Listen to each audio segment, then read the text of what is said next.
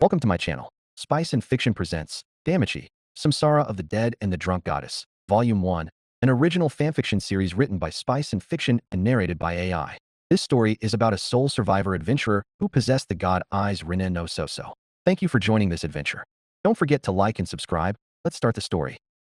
Prologue. The clinic smelled like antiseptic and rain.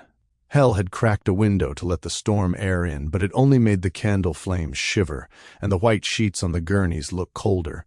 The bodies of Belle's friends had been carried down through the back corridor, past the curtain, past the supply shelves, into the little stone chamber the guild called a morgue annex. The undertakers had stamped the ledgers, pressed wax seals against each tag, and promised to send a priest at dawn for the memoria rite, the standard orario send-off, where a god, any god on duty, really would recite the reclamation verse and release the falna embers to their patrons. Until then, silence, white linen, a bell on a string by the door to signal the rite. Procedure comforted the living. It didn't comfort the kid in her waiting room. "Get some rest, kid," Hell said, tugging the bead cord to dim the lamps. "The Hollow Hall boys won't start their chanting till sunrise." Nothing to do but wait. Belle Cornell didn't move. Wet hair plastered his forehead, red eyes rimmed raw. His knuckles were white on the bench edge. "I should have died with them." Classic post-expedition guilt. Hell flicked a splinter from under her nail. "You're saying very meaningful things in the most unhelpful order. We shouldn't have gone deeper. The 37th. No, the shaft." It collapsed, and his voice broke. "I should have been stronger. For the record, should is a lie you tell yourself to pretend the dice were loaded." Hell reached behind the counter for her bottle, found it empty, tilted it anyway, and grimaced at the last cold drop. "Shh, out." He didn't answer. The storm thumped the shutters. "Right." Hell rose, shrugging on her black coat. "I'm locking up. I'll fetch a bottle and be back before the priests find their shoes." She slid the bolt, stepped into the lane, and let the rain wash the clinic's clean smell off her. The quarter was half asleep. Lanterns guttering, cats hissing under carts, rooflines dripping. She tucked the empty bottle under her arm and cut across to Market Row, where night never died. She didn't make it as far as the apothecary. Doc Hell. Rollo the bookmaker hit her shoulder like a friendly boulder, his grin bright as a lantern. "You here?" Beast Petra opened, under Ganesha's boys. "Legal this time, can you imagine? Trial run tonight. Wagers on tamed fang wolves, two-headed salamanders, and a new wheel from Hermes himself. Sun and moon. Even odds, he says." "Even odds?" Hell's mouth tilted. "Even odds are a lie told by men with pockets. Exactly, which is why you must come lose honorably. Honor is heavier than coin. I prefer coin." She tried to step past him. He pivoted with her. "There's also a charity pot, for undertakers hurt on retrieval." He waggled his brows. "Your kind of hypocrisy." Hell sighed at the sky. Fate would absolutely do this to her tonight. "Fine. One spin. Then I buy my bottle. Add a goddess." The Beast Pit's trial ring was a half-roofed circle of noise. Ganesha's crest hung from the rafters, and men who pretended not to know her nodded as she passed. Hell shouldered to a sun and moon table, a big dumb wheel painted day on one half, night on the other, with little god faces spread like gossip. She plucked 2 coins from her pocket. Today's clinic fees for suturing a child who picked a fight with a crate. "Son," she said. "Bold." The dealer grinned and spun. The wheel turned. The tiny faces blurred. Freya's smile, Hermes' wink, Hephaestus's scowl. The pointer clicked down. It landed on night. "See?" Hell said, bored. "Double or nothing?" The dealer sang. Hell considered the weather, considered the bottle she needed, considered the silence in her clinic and the boy inside it. Night. The wheel spun again. Click, click, click, click. Night. A few murmurs. "Again?" the dealer said, sweating at the change of atmosphere. The way luck tilts a room. Hell put down everything in her pockets. Night. It hit night like the rain decided it. By the time the wheel had finished teaching itself who owned whom, Hell had acquired a small fortune, a sack of coins heavy enough to anchor a ship, a roll of betting slips, and 3 bottles of decent alcohol because the seller said, please, and she did. Occasionally, appreciate manners. She swayed home on the spine of Market Row, boots splashing. The clinic door stuck. Her key scraped. She remembered halfway through the turn that she'd locked a grieving boy inside. Hell winced as she swung the door open. "Sorry, kid, forgot you were real." He was where she'd left him, only now his back was against the wall, knees pulled up, knuckles still white. He blinked at the coins and bottles, like she'd walked in with a dragon's nest. Hell kicked the door shut and dumped her loot on the counter with a noise that made the room's little bell shiver. "You went shopping?" Bell managed, voice hoarse. "Strictly speaking, I punished arithmetic." Hell popped a cork with her teeth. "The Undertaker's charity pot will be fat thanks to me." "Don't look at me like that. The living deserve spectacle. The dead will get their right." He swallowed. "The Memoria rite. How does it work?" "Priest arrives," says the verse, burns incense, rings the bell, releases Falna sparks back up to the patron gods. The guild scribbles a receipt so the gods don't fight. Everyone cries. You say goodbye, pretend it's closure. Hell drank, winced, sighed. "Sometimes it is." He stared at the curtain that hid the morgue annex. "They're really gone? Bodies are here. Souls are halfway to paperwork." Hell slouched onto her stool. "Listen, it isn't the end. The worst trick grief plays is saying endings are true. They're not. They're just loud. I should have saved them," he whispered. "I should have been stronger." "You know," Hell said conversationally, "I spent 300 years making sure the universe didn't misfile souls. Do you know how entertaining that is? It isn't. You mortals at least get taverns. Festivals, shouting, tears. I had lists." She wagged a finger at him. "Lists, kid," he blinked, thrown by the tone. "Drink," she said, thrusting the bottle at him. "I don't. You do tonight. Doctor's orders." She softened the words with a crooked smile. "Alcohol is a terrible medicine. It works on everything once." He took a cautious swallow, coughed, flushed. "That's awful. Yes." Hell took a deeper one. Again. They passed the bottle back and forth. The storm softened. The lamp glow grew fuzzy. Hell found herself rambling with that lightness she hated and craved, the one that cut grief down to a size the throat could swallow. "You think it's all strength," she said, wagging the bottle, "as if strong people don't also die spectacularly. I had a hero once who punched a river so hard it ran backward. He still tripped on a pebble and drowned in an inch of water because gods are comedians." Bell snorted despite himself. "That's not true." "Absolutely. Probably. Who cares?" She leaned back, watching him over the bottle's rim. "You still have a life. Focus on that. Make something that outlives their names. Otherwise you're just erecting a nest in your own grief." He stared down at his hands. "I can't let them go." "Then don't. Not yet." Hell shrugged. "Just don't lie to yourself about what it costs." They drank. Somewhere toward the bottom of the second bottle, Hell produced a dice cup because she had the moral backbone of a thief and the fine motor control of a roomer. "Game," she announced. "Graveyard. We roll bones, call the dead. Highest pair wins. Stakes." She looked at the sack of coin and found herself unreasonably fond of it. "Not money." "What then?" Bell's words were thicker now. "Promises." She grinned, wicked and lazy. "If I win, you go home to sleep. If you win, I take your next patrol stitches for free." "No, that's boring." She thought about the fat sack. "Fine. All this coin. Winner take all." "Why?" he asked, and the innocence of it almost made her put the cup away. "Because the house always loses," she said, softly. "Might as well be to someone who needs the lie tonight." They rolled. Dice clattered, bones dancing. Hell laughed against her sleeve when his throw came up double fours and hers double threes. She laughed harder at his face, equal parts triumph and guilt. I didn't mean to." "Take it." She shoved the sack at him. "Before I remember, I'm a terrible person." He clutched it like a drowning boy clutching wood. His eyes were wet again, but freer. "I don't. I have nothing to bet back." "Sure you do," Hell said, and the old itch of her domain curled in her voice, the echo of black halls and honest silence. "Bet me your vow. Bet me your back." "My back?" "Emergency transfer clause," she said, flicking the dice back into the cup. "Guild loophole. If a child's Falna is dormant, no recent update, no god ink still warm, and both gods consent, the blessing can be rescribed at midnight by Icor Right. Nasty paperwork. Very romantic." His breath hitched. "Transfer, goddess, bet it." Her smile was lopsided and suddenly serious. "I'll be your goddess. You'll be my only child.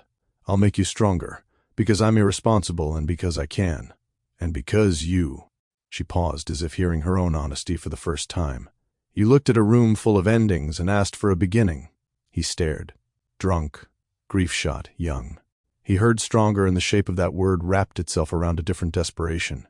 You have a secret. To bring them back." Hell exhaled, a sound like the wind under a door. "Kid, that isn't what I—" "Bet," he said, fierce in the wobbling way of the hopeless. "Bet that. If I win, you use it." She met his eyes. The rain softened to a whisper. The clinic's little bell trembled on its string. "Fine," Hell said, because she was a bad gambler, and because the universe liked theater, and because she had been waiting centuries for someone to be this unreasonably alive in front of her. "Roll." The dice went out of her hand like birds. They struck wood, spun, kissed, stopped. Bell swallowed, hands shaking. He rolled. The dice tumbled end over end and landed sixes. A tie. He laughed, a wet, incredulous sound. "Again," he said. They rolled until the table remembered who owned it. Bell's last throw took a long time to settle, rocking between 5 and 6, like a heartbeat trying to decide. It clicked to 6 as the candle guttered and steadied. Hell closed her eyes. When she opened them, they were very old and very kind. "All right, Shepherd," she whispered. "You win." She stood, set the cup aside, and drew a pin from her hair. It pricked her fingertip. A drop of ichor welled, darker than wine, brighter than any jewel. She reached for his shoulder, then thought better and turned him gently by the chin. "Back, kid." He turned. She traced the ancient curve at the top of his spine, where Falna lived, where gods wrote love letters in power. Her blood kissed his skin and spread in thin black branches, roots of a tree that grew and wrapped and slid like ink toward his eyes. "Name," she said softly. "Bell Cronell." "Patron?" He hesitated. Then Hell. It was a small word that made the room larger. The mark bloomed, the candles bent. Something opened in him, a ring within a ring within a ring, violet and merciless and beautiful. Power shifted, yawned, woke. The clinic shivered as if something had taken a first breath after drowning. Hell's voice, for once, held no joke. Falna granted. Bell staggered, caught himself on the counter, and felt it, the world in delicate strings. The rain outside came apart into beads and reassembled when he let it. The curtain to the morgue annex seemed closer, and farther in the same moment.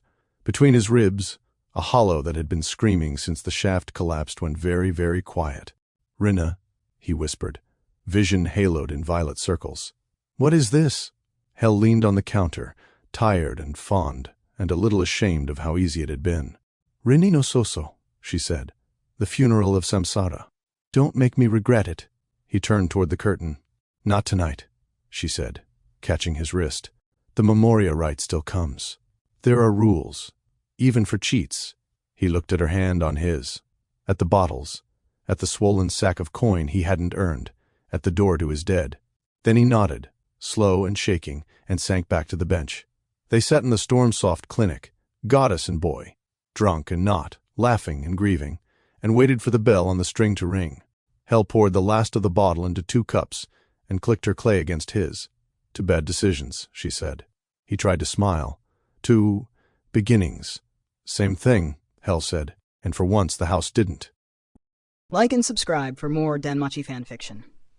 Gambling goddess versus rent collector. The morning started with rain and the smell of disinfectant, which was typical for Hell's clinic. What wasn't typical was Hell lying on the front counter like a stranded mermaid, one arm dangling, the other clutching an empty coin purse as if it had betrayed her in its sleep. "We are," Hell announced to no one in particular, financially deceased. Bell paused mid-sweep. "Good morning to you too." Hell rolled onto her back and stared at the ceiling. The dice were weighted. The dealer was winking. The moon was in the wrong house. "Unrelated, I no longer possess the rent money." Bell's broom bristled against the floorboards, dangerously close to mutiny. "Hell, what?" She blinked up at him, impossibly innocent for a goddess who had definitely committed arson on their budget. "I was due a win. Statistically. Cosmically." The door chimed. A tall shadow blocked the rainlight. "Statistically," rumbled a voice that sounded like gravel counting. "You're due your rent." Belle straightened. Hell sat up so fast her chair skidded. The rent collector, Mr. Voss of the Lower Quarter Association, ducked under the lintel, broad as a wardrobe and twice as humorless. His ledger looked like it ate brooms for breakfast. "Good morning, Mr. Voss," Hell sang, far too brightly. "Love the new hat. Is that intimidation chic?" "Waterproof." He tapped the ledger with a blunt finger. 2. Belle felt his soul develop a rash. 2. Last month's was an extension, Voss said. This time, coin by sundown, or your tenancy is revoked. Laws are clear. Hell slid off the counter and patted his forearm with the air of a person bribing a dragon with compliments. Now, is eviction truly necessary? Think of my poor patients. I am thinking of my poor ledger. Voss closed the book with a clap. Sundown? He surveyed the room, nodded once at Belle, and left, taking the brief warmth with him. The bell chimed after the door, sounding judgmental. Silence. Hell and Belle stared at each other. The empty coin purse sighed in the draft. "All right," Hell declared, clapping her hands. "Plan time. We hustle." Belle pinched the bridge of his nose. "We don't have a plan, do we?" "We absolutely do," Hell lied. Alfia, from the back corridor. Alfia stepped into the doorway. Hooded cloak dark with rain spray from the leaky window she'd just closed. Silver ear piercings glinting. Rinnigan eyes dulling themselves to a quiet, human-seeming sheen. She carried a crate of herbs in one arm and a mop in the other. Hell pointed grandly. "Team, Operation Do Honest Work for once in our lives." Belle set the broom aside with the resignation of a man greeting a lifelong foe. "What odd jobs." Hell popped open a drawer, rifled through papers that should have been permits but were mostly gambling stubs and recipes. "We have 3 prospects. First, Mrs. Farah needs deliveries to the South Market. Second, the Undertaker Guild's laundry wagon lost a wheel. Third, Ganesha's people need extra hands setting up monster-proof shutters by the arena. See? Legal. Boring. Pays in coin." Belle's eyes slid to the empty purse. "And definitely not dice?" Hell pressed a hand to her chest, affronted. "I would never touch dice before rent is secured." She paused. "After rent is secured, yes." Aggressively, they split. Belle and Alfia to deliveries. Hell to negotiate the laundry wagon job? "I'm better at talking to organizations," she said. Meanwhile, Belle mouthed, "You're banned at 3 of them." Belle loaded a basket of salves and wrapped herbs onto a handcart. Alfia took the handles. Belle walked beside her, reading Hell's scribbled list. Rain ragged the eaves. The cobblestones shone like fish scales. "Remember," Belle murmured, practicing control in the rhythm of their steps, small gestures only, head nods, short sentences if needed. "You're my quiet co-worker." Alfia's hood dipped, Belle's will guiding the smallest tilt. They turned onto South Market. Stalls bloomed, bright tarps, smoking grills, damp laughter. The handcart wheels complained over a rut, Alfia adjusted, smooth as a swan on rough water. The first delivery was to a butcher with a dagger collection and a soft spot for remedies that didn't smell like garlic. Belle handled the talk. Alfia handed over the package, fingers perfectly steady despite the throng. Good practice for surgical precision. Belle felt the ghost of her grip through the shared link, pressure, timing, angle. He adjusted, half a heartbeat, half an ounce, and her hand matched his mind exactly. The butcher slipped them 2 extra vallis for the pretty helper's efficiency. Belle didn't react. Alfia, of course, didn't either. The second delivery was to a street acrobat who had sprained her ankle showing off in the rain. Belle knelt, wrapped it cleanly, guided Alfia to pass bandages and tincture on cue. A child watched, fascinated by Alfia's stillness. "Miss," the child whispered, "are you a doll?" Belle forced a laugh. "She's shy." Alfia turned her head just enough to blink. A studied human blink Belle had practiced for a week. The child grinned and offered her a candied chestnut. Alfia took it, paused Belle's hesitation, and placed it in her own pouch. Belle's decision. The child scampered away. Belle exhaled. "Good," he murmured. Alfia's hood dipped again. Between deliveries, Belle bought cheap buns for lunch. Alfia accepted one, held it. Belle realized he hadn't practiced eat bun as a motor sequence. He considered the street, the eyes, the problem of chewing believably. "Pocket it for later," he whispered, mortified. The bun vanished into her cloak like a magic trick. By the time the basket emptied, they had a neat clink of coins, an ache behind Belle's eyes from maintaining soft focus control, and 2 new clients who marveled at Alfia's professional silence. The rain eased. Belle let the link relax. Alfia's gait slowed to a natural rhythm. He was careful. Too much slack, and she'd stop mid-step. Too little, and she'd move like a statue dreaming of walking. Next job? Belle checked Hell's list, then glanced at the sky. Sundown wasn't far. They cut across to the Undertaker Guild's courtyard, where a wheel lay sulking beside a wagon piled with bundled linens. Hell was there, sleeves rolled, actually working. Sort of. By narrating the process at two bewildered Undertaker apprentices while sipping tea she had absolutely not paid for. Ah! My crew? She beamed. We are moments from greatness? You got the job? Belle asked, surprised. I traded professional expertise, Hal said.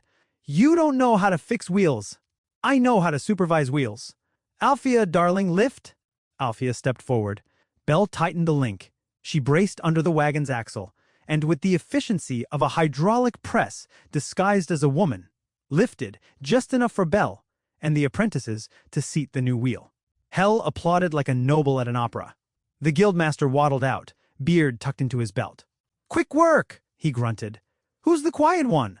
Clinic assistant, Belle said blandly. Shame, the guildmaster muttered. We need quiet ones. He paid in heavy coin. Hell weighed the pouch with reverence usually reserved for holy relics. Ganesha's shudders, Belle prompted.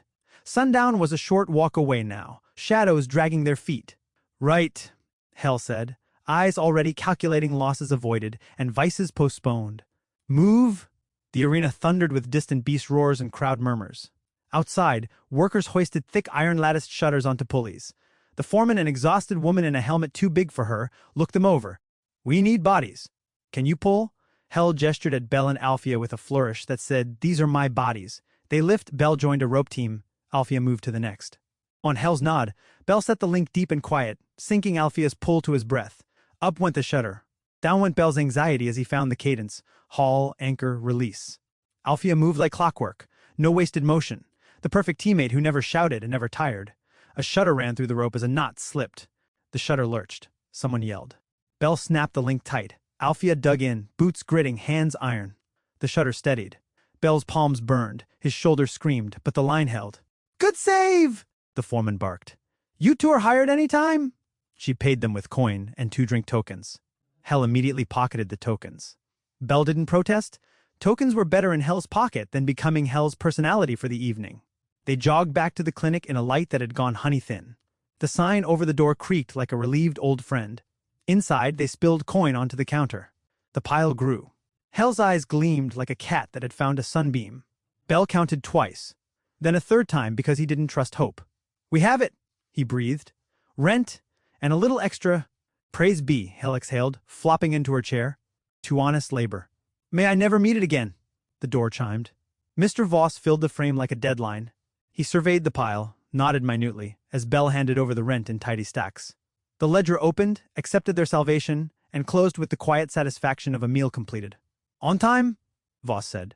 Barely, saluted with 2 fingers. We're a clinic of miracles. Voss's gaze slid to Alfia.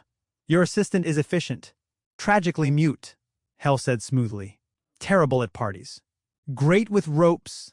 Voss grunted, tipped his waterproof hat, and left. Rain had stopped entirely. The evening breathed. Silence drifted in. Hell swiveled her chair toward Belle and Alfia, a soft smile replacing the chaos. Well, look at us, she murmured. Law-abiding citizens. I'm nauseous.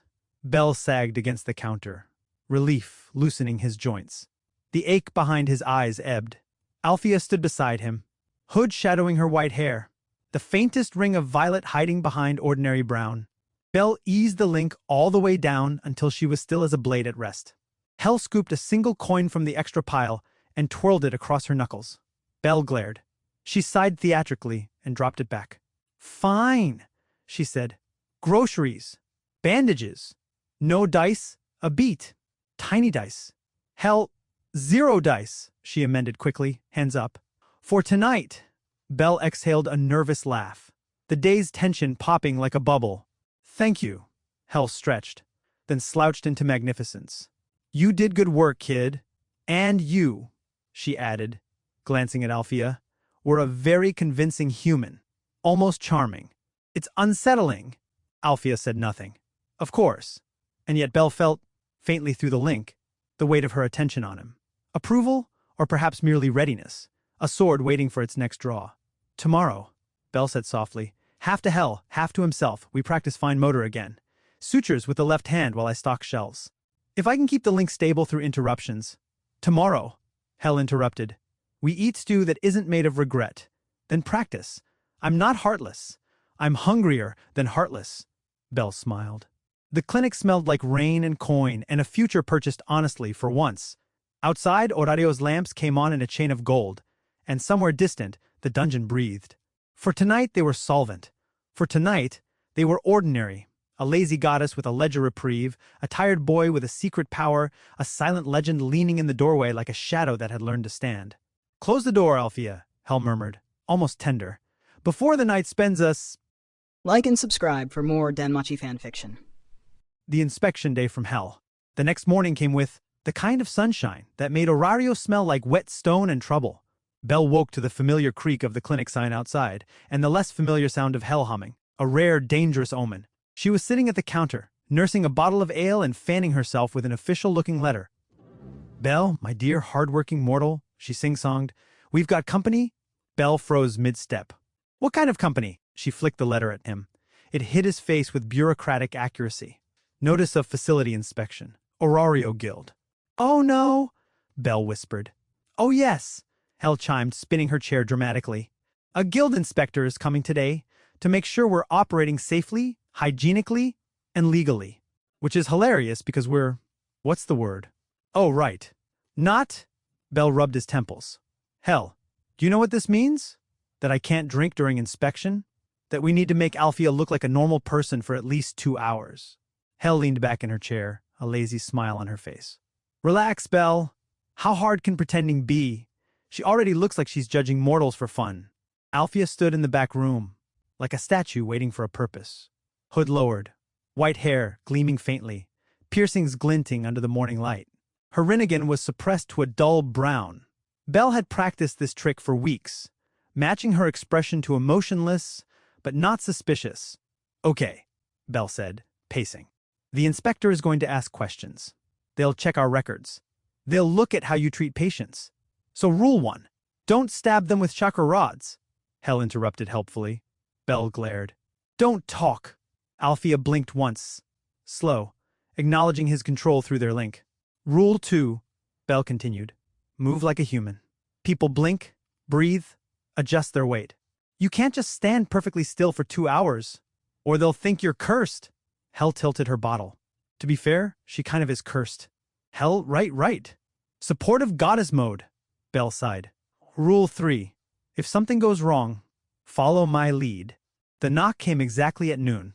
Crisp. Official. Like a hammer wearing a suit. Bell opened the door to find a tall woman in a tailored coat, carrying a clipboard that looked sharp enough to kill a man. Her badge gleamed with the crest of the guild. Good afternoon, she said.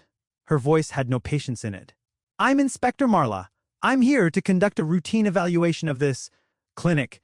Hell popped up behind Bell with the energy of a criminal pretending to be a nun. Welcome to Hell's Healing House, she said brightly, where ailments meet questionable solutions. Marla raised an eyebrow. Bell considered running away and starting a new life as a traveling herbalist. The inspection began with records. Marla flipped through the patient logs. Bell sat nearby, tense. Hell perched on the counter like a cat guarding a spilled drink. Some of these entries, Marla said slowly, are written in what appears to be drunken poetry. Hell beamed. Healing is an art. Marla didn't smile. Where are your formal certifications? Hell's divine blessing is our certification, Hell replied smoothly, swirling her ale behind the counter like a villain hiding contraband. Marla turned to Bell. And you are? Bell Chrono. Assistant, he answered, trying not to sound like someone hiding an undead puppet in the next room. Next was facilities inspection. Marla strode through the corridors, tapping her pen against her clipboard. Bell followed like a prisoner escorting the warden. Hell followed too, mostly because she was nosy. The door to the treatment room opened. Althea stood inside. Perfect posture, hands folded neatly, hood off, white hair immaculate. She was every inch the perfect silent nurse, if you ignored the faint glint of otherworldly focus in her eyes. Marla froze. Her gaze sharpened. And who, she said slowly, is this? Belle's heartbeat picked up. Althea, she's our assistant. Employment papers? Filed last month. Belle lied. They were filed technically. Hell had used a fake name and called her Alva. Marla stepped closer. Althea didn't flinch. She didn't even blink. Belle felt sweat bead at the back of his neck. She's very still, Marla remarked. She's shy, Belle blurted out. Very shy. Marla stared for another few seconds. Long, dangerous seconds before she turned back to her clipboard. Show me a basic treatment procedure. The treatment demonstration.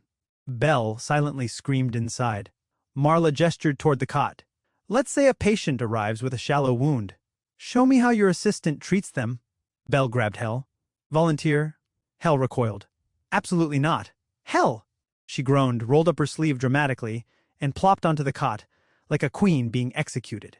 Belle moved to Althea's side, linking their chakra gently. Okay, he whispered. Just like we practiced. Clean, rap, no bone-snapping precision. Gentle. Althea's movements were smooth. Too smooth. She picked up the gauze with surgical exactness, dabbed Hell's arm, wrapped the bandage with a kind of perfection that would make a Hephaestus Smith cry. Belle flinched. It was too clean, Marla noticed. Her pen stopped mid-tap. That was fast. Belle forced a laugh. She's got good hands. She tied that bandage with a surgeon's knot used in advanced guild hospitals, Marla said, stepping closer. Most assistants don't learn that. Hell gave a weak, strained laugh. Prodigy? Prodigy, Belle echoed. Marla crouched, examining the bandage. Althea stood perfectly neutral. The knot looked flawless. Not good, but flawless. Identical tension. No slack, not even a hair out of place. Where did she train? Marla asked without looking up. Belle's throat went dry. Hell's gaze flicked sideways. Belle stammered. She's self-taught. Marla's head snapped up. Self-taught? Hell jumped in with the grace of a drunk cat on fire. Oh yes. Total natural. Found her bandaging street rats when she was 10. Tragic backstory. Very moving. Althea blinked once. Perfectly timed. But Belle could feel the tension through the link. If Marla looked too closely, she'd know something wasn't right. Marla wasn't convinced. She asked Althea to perform another procedure, this time stitching a torn piece of cloth to simulate wound closure. Althea took the needle. Belle slowed the link, deliberately inserting tiny human errors. Hesitations, uneven tension, slight tremors. His head began to ache from micromanaging the delay. The needle slipped once, grazing the fabric. Not enough to ruin the stitch, just enough to make it human. Marla's eyes narrowed, then softened, just a bit. Better! Belle nearly collapsed in relief. But then, a drop of water from the leaky ceiling hit Althea's arm. Instinctively, too fast, she brushed it away with inhuman precision. The movement sharp and exact like a blade cutting air. Marla froze. Belle's heart stopped. What was that? She asked. Belle scrambled for a lie. Reflexes. She used to dodge birds? Hell face-palmed audibly. Marla stared for a long moment. Then, perhaps deciding she had bigger problems than eccentric clinic staff, she moved on. The final stage was inventory and paperwork. Hell handed Marla a neat pile of forms that were 30% accurate, 30% improvised, and 40% the result of Belle cleaning up her messes. Marla scanned them with bureaucratic disdain. Belle caught Althea still standing like a sentinel. Too still. He nudged the link gently, making her shift her weight like a tired nurse. Normal. Human. Ordinary.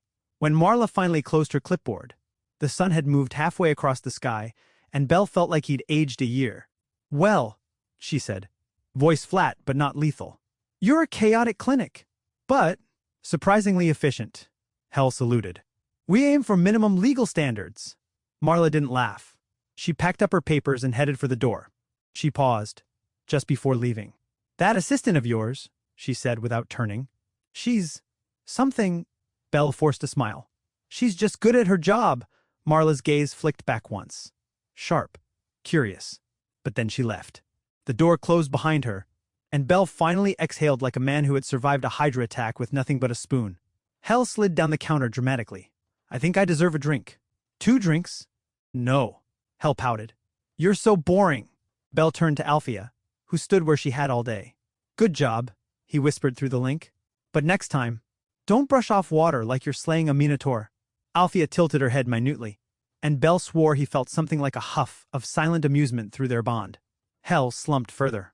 If that woman finds out we're running a clinic with a walking god weapon, we're dead. We're not dead, Bell said. We're just one mistake away. Same thing. Bell leaned against the counter, exhaustion settling into his bones. He could still feel the echo of controlling Alfia's movements. So finally. It was a good lesson, though. If they wanted to stay hidden, human flaws were as important as precision. Hell cracked a grin. At least she didn't ask about the morgue. Bell groaned. Don't jinx it. The clinic creaked in the afternoon sun, quiet again. Just another inspection day in Horario. Another close call for the phantom puppeteer, the lazy goddess, and the silent storm in a hood. But for now, they were still invisible, and that was enough. Like and subscribe for more Danmachi fanfiction. Midnight dive. Midnight in Horario was a strange thing. The city never truly slept, just shifted. Daytime was for loud adventurers, bustling markets, and gods drinking themselves stupid. Midnight was for quiet footsteps, flickering lanterns, whispered deals in alleyways, and the occasional scream that everyone wisely ignored. For Bell Cranel, it was also the perfect hour to do something monumentally stupid. Bell slowly eased the clinic door open, cringing at the creak that sounded like the house itself tattling on him. He froze. In the corner, sprawled across the couch like an angel of hangovers, Hell snored softly into a half-empty bottle of cheap ale. Her divine golden hair was tangled with a bandage roll, and her hand was still clutching the bottle like it was her last joy in life.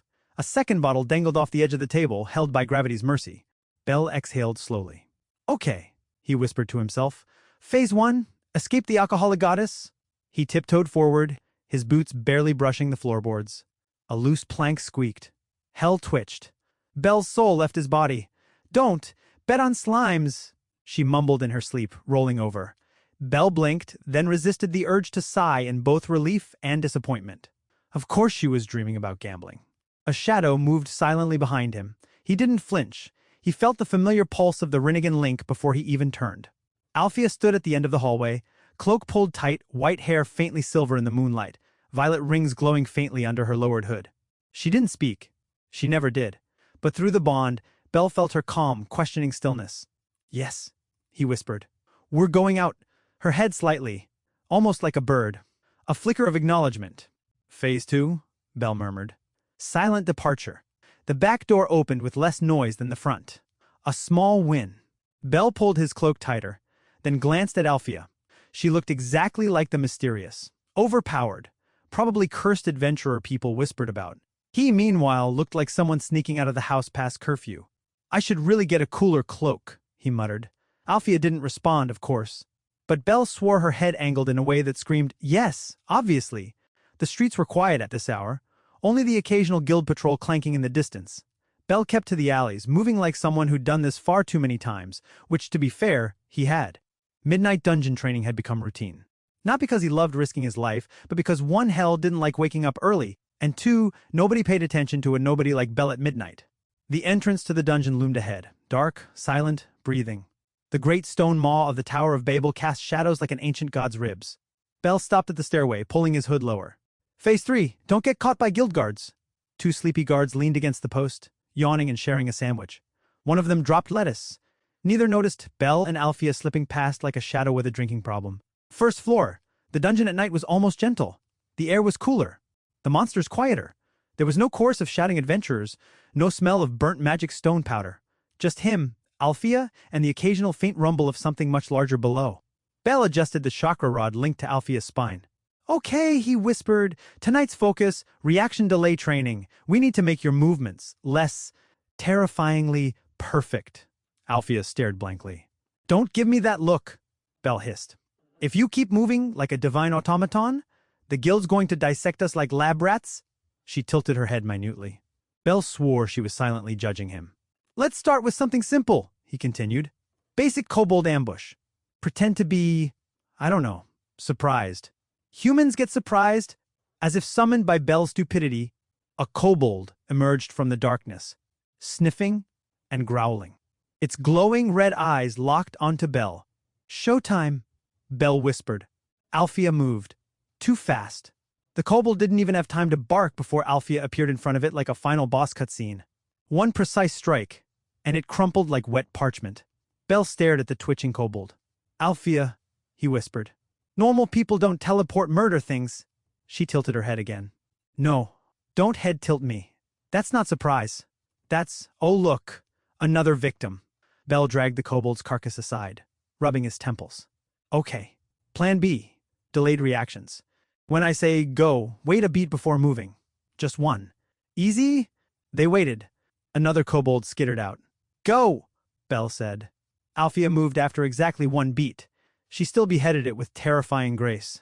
That was better, Bell admitted weakly. But maybe less decapitation? Like, wound it? Alfia blinked. Right. Of course not, second floor. Bell kept walking, occasionally poking Alfia's shoulder like a frustrated dance instructor. She endured it with the patience of a woman who could destroy armies, but had decided not to. Try missing on purpose, Bell suggested. The look she gave him, through the bond, without any actual expression, could only be described as utter disdain. It's called subtlety, Bell muttered.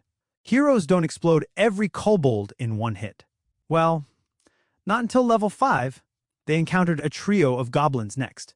Bell threw a pebble at one to get their attention. The goblins shrieked and charged. Bell braced himself. Alfia raised her blade. Alfia, Bell hissed. Miss! A little... She swung. So clean, so sharp, that the wind itself apologized to the goblins before slicing them in half. Okay, Bell said slowly, staring at the carnage. That was technically a miss, because they didn't even get a chance to hit you if Alfia could smirk. Bell swore she just did. Fine, Bell grumbled. We'll work on style points later. Third floor. This was where the monsters got a little bolder. Bell crouched behind a rock, Alfia standing beside him like a death flag. New exercise, Bell whispered. You fight while I pretend to be distracted. And if I sense you moving faster than a human can blink? A lizardman screeched and leapt out of the shadows. Bell purposely looked away, pretending to search his bag. He counted. 1, 2. The lizardman's body was nailed to a wall by Alfia's blade. I was going to say I'd yell at you later, but sure, Bell muttered. As they moved deeper, Bell realized something. He was laughing. Not out loud, quietly under his breath. For all the headaches, Alfia training was strangely fun, like trying to teach a wolf to do ballroom dancing. She's getting better, he whispered to himself, mostly to keep his spirits up. Slightly less terrifying, maybe only nightmare-inducing now. Through the bond, he felt a faint pulse of amusement. That was new. Did you just... Bell blinked at her. Did you find that funny? Didn't respond, but her chakra signature felt suspiciously. Oh great, Bell sighed. Even my puppets sass me now. Fourth floor. Here. Bell set up his favorite exercise. Fake emergency scenarios. He faked slipping on a loose stone. He faked getting hit by a goblin club. Alfia snapped the club in half, and the goblin along with it. He pretended to trip dramatically to test her reaction delay. She caught him like a bridal princess. Alfia, Bell whispered, face burning red, please put me down. She did. Gently, almost mockingly. Bell rubbed his face. I swear hell is going to find out about this and never let me live it down. Fifth floor. The goblins were thicker here. More numbers, which made them perfect training dummies. Okay, Bell said, crouching beside her. New exercise. Limit break off. Movement capped at what a human could do. Alfia gave him a look that said, That's boring. Too bad, he muttered. We need plausible deniability. If anyone sees you fight like, well, we're done. He set the limiter through the chakra rods, slowing her motor signals to a mortal rhythm. She lunged into the goblins like an elegant sword dancer this time, fluid but not godly fast. She blocked, dodged, struck. For a brief moment she looked normal. Bell grinned. Yes, that's it. You're terrifying, but like, believably terrifying. A goblin threw a rock at her. The rock never hit the ground again. Almost, Bell muttered. They cleared the floor. Bell leaned against the wall, breathing hard, not from fighting, but from controlling Alfia so delicately. Precise delay control, limiter management, emotional dampening. It was exhausting. Alfia approached silently, her blade dripping faintly with black blood. She tilted her head at him, the faintest hint of concern flickering through the bond. I'm fine, he panted. Just tired. You're heavy to drive, which was technically true. Handling Alfia was like piloting a finely tuned war machine with your brain. He looked up at the glowing dungeon ceiling. You know, most people my age are either dead or drinking in taverns at this hour. Alfia didn't move. Yeah, Belle whispered. I know. I chose this. They started walking back. The dungeon at night was oddly peaceful. The light was softer. The sounds more distant. Just the occasional drip of water and faint shuffling of something far below. Halfway up the stairwell, Belle heard a faint hic. He froze. Oh no, he whispered. Another hiccup, followed by a familiar, lazy voice slurring. There you are, my favorite little criminal. Belle turned. At the top of the stairs, leaning on the wall like a drunken queen of darkness, was Hel. She wore her clinic robe backward and was holding an ale bottle like a scepter. Hel, Belle said slowly. Why are you awake? She hiccuped again. Because my liver has a bad relationship with sleep. She squinted. Are you sneaking out to do midnight murder runs again? It's training, Belle defended. It's illegal without guild clearance, she sang back, waving the bottle like a conductor. Do you know how much paperwork I don't want to do if they catch you? Belle winced. You're drunk. I'm multitasking, she corrected. Hel stumbled closer, peering at Alfia. And you, she slurred, jabbing the bottle in Alfia's direction. Miss Silent Doom. How's my favorite corpse puppet? Alfia didn't react. Belle felt her patiently tolerate Hel's nonsense. Hel gasped suddenly, clutching her chest. She's ignoring me. My heart. My beautiful goddess heart. Belle groaned. Hel, it's midnight. Exactly? She snapped. The best time for judgmental lectures? Please, don't. Hel squinted at him. How many kobolds did you kill? A few. How many goblins? Some. Did you practice making her less scary? Yes, Belle muttered. Did it work? He hesitated. Hel's grin turned smug. Ah, no. They reached the upper floors together, Hel wobbling slightly but refusing Belle's help with the dignity of a drunk raccoon. You know, Hel said suddenly. You're kind of adorable when you're being a criminal. Belle glared. I'm not a criminal. You're sneaking into the dungeon at night with an undead superweapon. Okay, maybe a little. Alfia glanced between them. Through the link, Belle felt the faintest whisper of amusement again. She was definitely enjoying this. Hel flopped down on a nearby bench, legs splayed. You know, if the guild catches us, I'm blaming you. You're the goddess. Exactly. I'm irresponsible by divine right. Belle buried his face in his hands. Why am I like this? Back at the clinic, Hel face-planted onto the couch. I'm proud of you, she mumbled into the fabric. You're growing into a terrifying little gremlin. That's not the compliment you think it is, Belle said. Alfia leaned against the wall silently. Belle removed the chakra rods, feeling the link slacken. She straightened, breathing softly, a movement Belle had programmed into her to make her seem more human. You did well tonight, he said to her softly. Even if you're still way too fast. She didn't respond, but the bond thrummed gently. Not warmth exactly, but acknowledgement. Hel lifted her head blearily. Hey, Belle, what? Next time, bring back snacks. Good night, Hel. Midnight snack run, she mumbled before collapsing again. Belle sat on the floor, back against the wall. The clinic was silent again, except for Hel's soft snores. He looked at Alfia. She looked back, or at least, in his direction. You know, he said quietly, this was supposed to be a normal life. She didn't move. She didn't need to. Belle smiled tiredly. Yeah, me neither. Outside, the moon hung high over Orario. Inside, a boy with a secret and a silent legend, prepared for another day of pretending to be ordinary. The midnight dive was over. Tomorrow, they'd go back to being Hel's assistants. But tonight, they were shadows in the dungeon. And Belle wouldn't have it any other way. Like and subscribe for more Danmachi fanfiction. The bandage war. Morning came too early. The sun was cheerful. Birds were chirping. The clinic smelled faintly of dried blood, disinfectant, and bad decisions. Belle Crenell sat at the counter, hands wrapped around a mug of bitter tea that wasn't nearly strong enough to erase the memory of last night's midnight dive. Across from him, sprawled on the couch like a divine disaster, was Hel, drooling, snoring, and covered in a pile of clinic bandages like some kind of drunken mummy goddess. Belle stared at her. The pile of bandages stared back. This is fine, Belle said to himself. This is normal. Everything is fine. He took another sip of tea. It didn't help.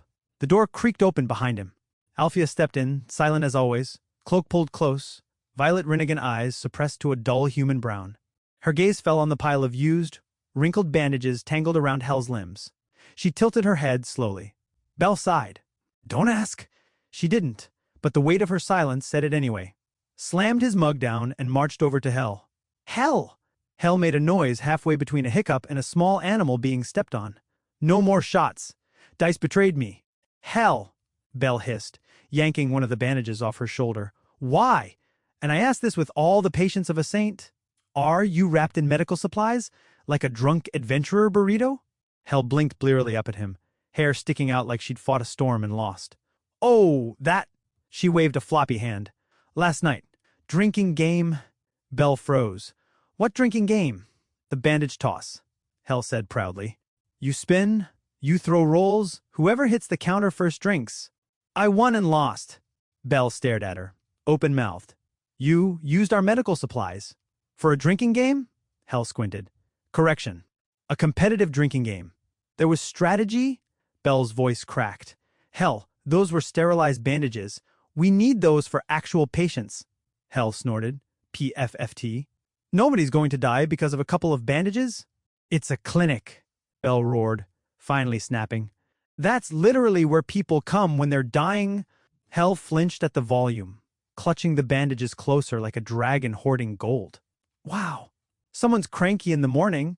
Althea, who had been watching the entire thing like a silent statue judging humanity, tilted her head again. Her Rinnegan flickered faintly in amusement through their link. Not a word from you either, Belle muttered, pointing at her. She blinked once. Belle swore she was smirking inside. He turned back to Hell, took a deep breath through his nose, and forced his voice into something resembling calm. Hell, we need to replace these supplies. Immediately. She yawned, stretching like a cat. Or, she said lazily, we could... Not. Belle's jaw tightened. Why not? She wagged a finger at him. Because that involves effort. He was going to have a stroke. He knew it.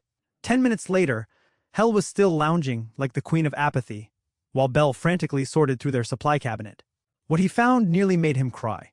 Half the rolls were unusable. A few had been soaked in ale for some mysterious rule of Hell's bandage toss game.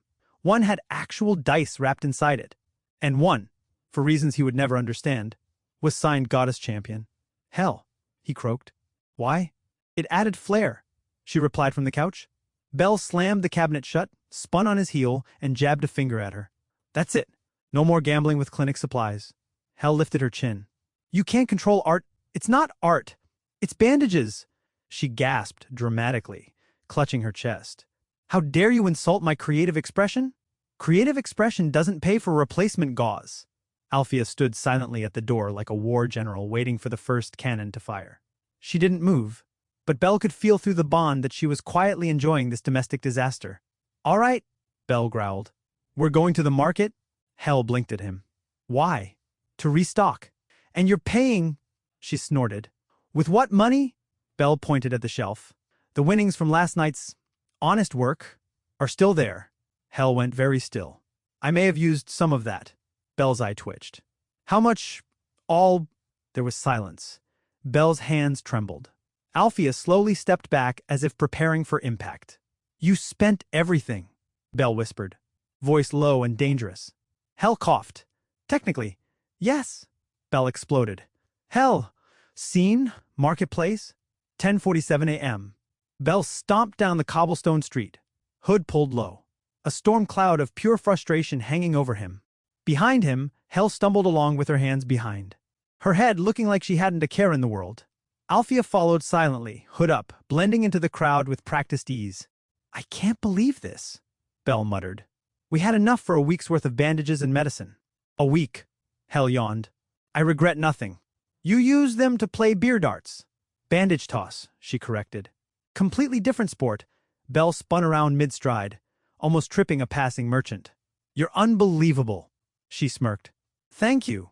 They reached the medical supplier's stall, a tidy little shop run by a cheerful old man who knew Hell far too well. Ah!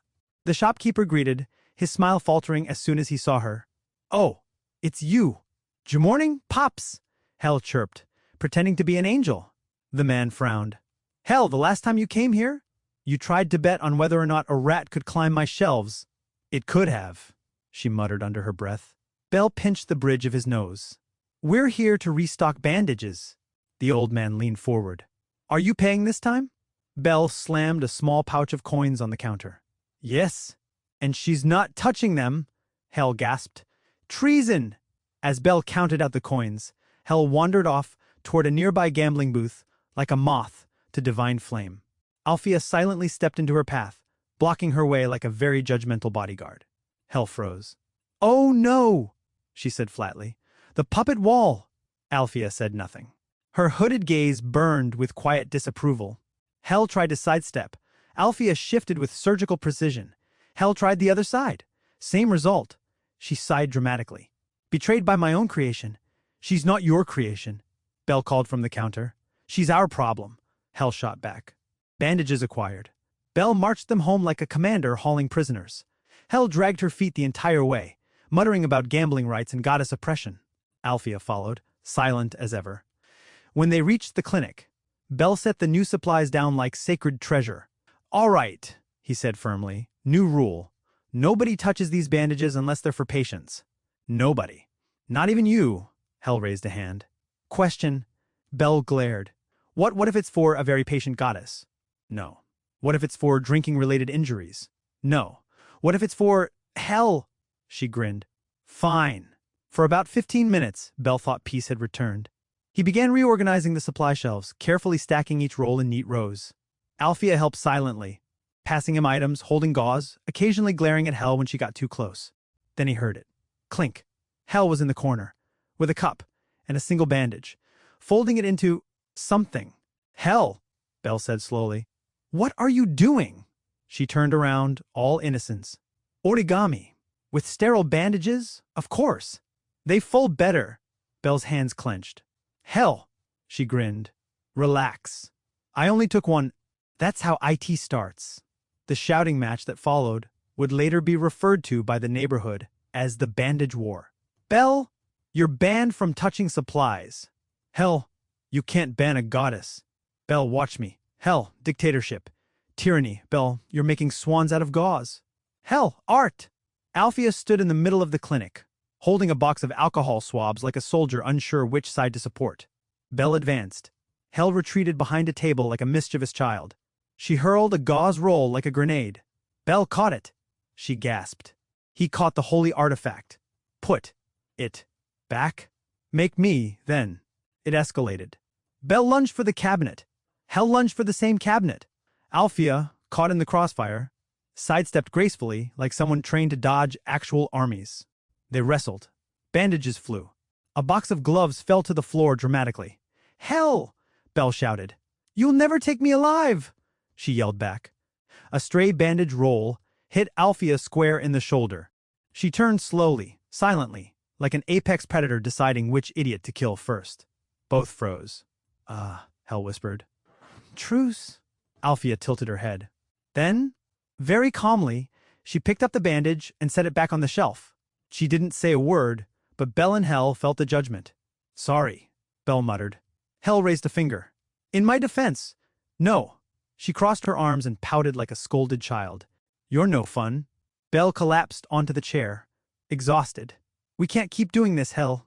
Silence settled over the clinic like the aftermath of a battlefield. Bandages littered the floor like snow. Hell leaned against the wall, looking for once. Maybe a little sheepish. I just get bored, she muttered. You're always working. Alfea's always doing her creepy puppet thing. I need entertainment. Belle blinked. That was surprisingly honest. You have gambling, he said softly. She snorted. Not every night. And you yell when I sell the bed. That was once. And I had to sleep on the floor. She gave a weak laugh. You snore. Belle rubbed his face, exhaling slowly. Hell, you can't use medical supplies for your boredom, she pouted. Fine. Alfea approached quietly, crouching to pick up scattered bandages with delicate hands. Belle joined her. Hell hesitated, then reluctantly knelt down too, mumbling under her breath about cruel mortal laws. Together, they cleaned up the mess. Belle re-rolled the bandages carefully. Alfea stacked them with mechanical precision. Hell tried to fold one into another swan. Belle smacked her hand lightly. Hey, put it down. Fine. As they worked, something unexpected happened. The clinic, normally chaotic and loud when Hell was involved, felt almost warm. Hell started humming some old drinking tune, badly off-key. Alfia, silent as ever, moved like water, helping without being asked. Belle, exhausted but weirdly at peace, realized this stupid mess was their stupid mess. When the last bandage was put away, Hel stood dramatically and raised her hands. "We have won the bandage war," at her flatly. "No, I won the bandage war." "You surrendered." "Details," she said, waving a hand. Alfia blinked once, slowly, in what Belle swore was agreement. With him. "Traitor," Hel hissed at Alfia. She got no response. That night, Belle sat behind the counter, flipping through patient logs. Hel lounged on the couch, sipping a drink thankfully not bandage-infused, and Alfia leaned against the wall, still and silent like always. Hel broke the silence first. "Hey." Belle looked up. "Yeah?" She fiddled with the rim of her cup. "You know, if the guild ever actually shuts us down, it won't be because of the whole necromancer, boy with Rinnegan puppets thing." He raised an eyebrow. "No?" She grinned. "It'll be because I used too many bandages." Belle groaned and threw a pen at her. She caught it with. Alfia tilted her head again. Judgmental, amused. Belle laughed despite himself. The clinic was quiet. For once, nobody was screaming or gambling or dying. And though he'd never admitted aloud, Belle realized something. As infuriating as Hel could be, as chaotic as their lives were, this was their little world. A lazy, gambling goddess, a silent puppet of overwhelming power, and a tired boy with too much responsibility, and too. They were a mess, but they were his mess. "Good night, Hel," Belle said. "Good night, Belle." Alfia said nothing. She didn't need to. But the next morning, Belle found a perfectly folded bandaged swan sitting on the counter. He stared at it, then at Hel. She grinned. Art never dies. Belle screamed into a pillow. The bandage war had ended, but the peace treaty was clearly fragile. Like and subscribe for more Danmachi fanfiction. Rinnegan misfire. The day after the Great Bandage War dawned bright and far too innocent. Belle Crunell should have known that was a bad sign. The clinic was quiet. The kind of quiet that usually came before a natural disaster, or Hel making a very bad decision. Morning sunlight leaked through the windows, dust drifting like lazy fairies in the air. Belle Crunell sat at the counter, tired but proud. The shelves were clean, the bandages folded, and Hel hadn't yet stolen anything important for gambling. Hel herself was on the couch, upside down, legs draped over the armrest, humming a drinking song with a cup of tea she had not paid for. Alfia leaned against the far wall, hood down, arms crossed, eyes dull brown instead of their usual glowing Rinnegan. She looked like a statue pretending to be a nurse. Yes, things were going too smoothly. And that, as Belle would later recall, was the universe's cue to absolutely wreck everything. It started innocently enough. Belle had been working on refining his chakra control. Ever since the inspection incident, he'd been obsessed with precision. If he could switch the Rinnegan link on and off faster, cleaner, he could reduce the risk of anyone noticing Alfia wasn't exactly alive. "Today," Belle whispered, flexing his fingers, "we get the response time down to half a second." Hel peeked at him from the couch, hair hanging upside down like a disheveled waterfall. "Half a second to mind control your dead friend? That's healthy." Belle gave her a look. "It's training. It's creepy. It's necessary." Alfia didn't move. She never commented on their banter. But through the link, Belle felt that usual still calm, trusting, ready. He sat on the stool across the room, forming the familiar mudra, letting his mind slide along the Rinnegan's pathways. A thin thread of chakra stretched toward Alfia, anchoring onto the rods embedded in her body like a shadow's leash. The world tightened. Belle's breath slowed. The bond flared. "All right," he muttered. "Let's go." Creak. The door swung open. A man in a tattered brown cloak stumbled in, clutching his side. "Clinic," he rasped. Ow, help, goblins, my spleen." Hel, still upside down, lazily waved her cup. "Welcome, take a number." "We don't actually have numbers." Belle didn't look up. "Just put him on the cot, Hel. I'm not your nurse." "Hel," she groaned, flipped off the couch like an acrobat with a hangover, and shuffled over to help the man sit down on the patient bed. He grunted in pain, but looked grateful. Gaze didn't move from Belle. She was still waiting for, and that's when Belle made the biggest mistake of his day. "All right, Alfia," he whispered, tightening the chakra flow. "Let's do this." He focused, drew in the bond, and pushed. And chakra, as it turned out, didn't care about who he meant to connect to. The thread veered. The Rinnegan flared. And instead of latching onto Alfia's chakra signature, it latched onto the poor, very confused patient. The world tilted. Suddenly, Belle's senses were wrong. His limbs were wrong. The air smelled like blood, wet dirt, and panic sweat. He blinked, except they weren't his eyes blinking. Wah! Belle's voice came out of the patient's mouth. Oh no! Oh yes! Hell said, perking up like someone who had just been handed free tickets to a disaster show. You possessed him? No. I misfired. The patient sat up stiffly. Belle tried to move his hand, and the man's hand moved instead, knocking over a tray of scalpels. Oh gods! Oh gods! How do I get out of this? Belle shouted. Belle, Hell said with dangerous amusement, you have officially reached a new level of unethical medical practice. Alfea tilted her head slowly. Through the original link, now faint and confused, Belle could feel her calm confusion. She stared at the patient with mild concern, like a swordswoman watching someone try to juggle their own limbs. The patient's body, Belle's current unwilling meat suit, stumbled to the left. Sit down, Hell barked. I'm trying. Belle barked back, through the patient's mouth. The patient's own consciousness must have been somewhere deep in the back seat, because a muffled "what the hell is happening" escaped in between Belle's frantic movements. The man's right arm swung up like a marionette. Hell howled with laughter. Belle flailed toward the cot, trying to stabilize. Okay, stay calm. Disconnect. Just disconnect. He formed the mudra in his mind, trying to pull the chakra thread back. Instead, he accidentally flexed too hard and made the patient stand up straight and salute like a soldier. Hell snorted tea through her nose. Oh my gods. This is the best thing that's ever happened to me. This isn't funny, Hell. It's the funniest thing I've ever seen. The patient, no, Belle, took an involuntary step forward. Hell dodged. Alfea shifted her weight just in case. Okay, Belle muttered through gritted teeth. I just need to… Wait, why are my hands… The patient's hands began making a complex series of finger movements. Hell blinked. Belle, are you about to cast a jutsu? No, at least I don't think so. My body's not used to this. The patient's body spun in a small circle and then froze in a weird pose. Hell fell onto the floor laughing. Hell, stop laughing and help me. Why would I stop perfection? Help! Fine, she wheezed, wiping tears from her eyes. What do I do? Get Alfea to hold me down? You want your puppet to tackle your possessed patient body? Hell beamed. This day just keeps getting better. Alfea moved forward with the quiet inevitability of a guillotine. Belle, still stuck in the patient, raised his hands defensively. No, wait. Alfea, be gentle. She wasn't. In 3 fluid movements, she twisted his arm, the patient's arm, pushed him against the cot, and pinned him there like a particularly incompetent monster. Belle yelped. The patient yelped. Hell applauded. Beautiful form, Hell said. 10 out of 10. Style points. Pinned and panicking, Belle tried again to cut the chakra link, but the bond was sloppy, like trying to untangle fishing line with your teeth. He'd connected at the wrong frequency, and the Rinnegan didn't exactly come with a manual for how to stop accidentally possessing random patients 101. Okay, Belle hissed.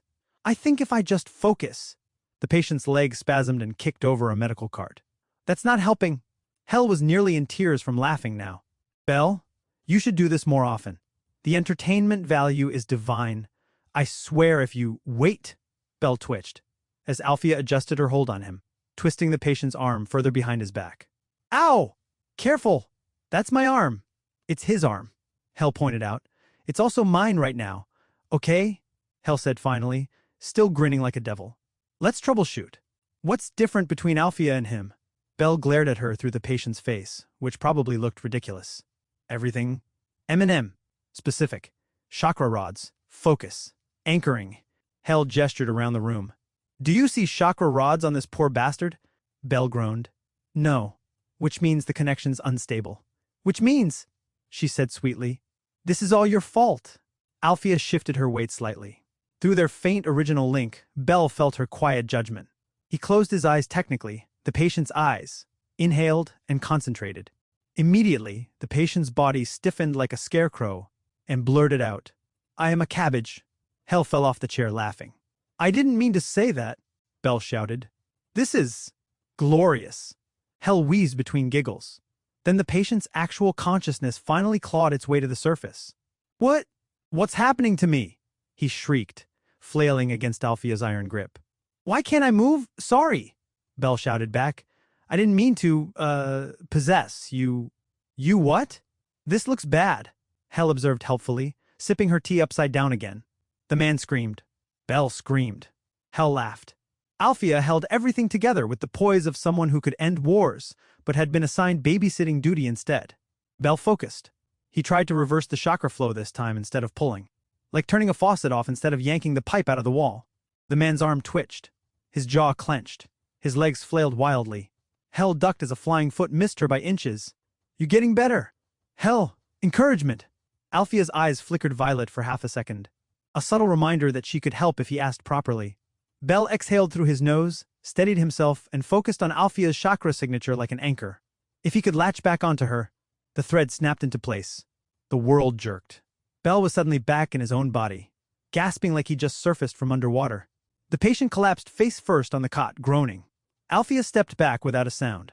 Hell gave a slow clap. "Bravo," she said with a grin. "Truly a spectacular medical procedure." "Shut up," Bell panted. The man sat up, trembling. "What the hell just happened to me? My body, my mouth, my cabbage." Bell raised both hands. "Okay, I can explain." Hell leaned in with a grin. No, let me. You got possessed by the necromancer running this clinic." "Hell!" the man screamed again. Bell threw his arms up. "She's joking." "She's not joking," Hell said.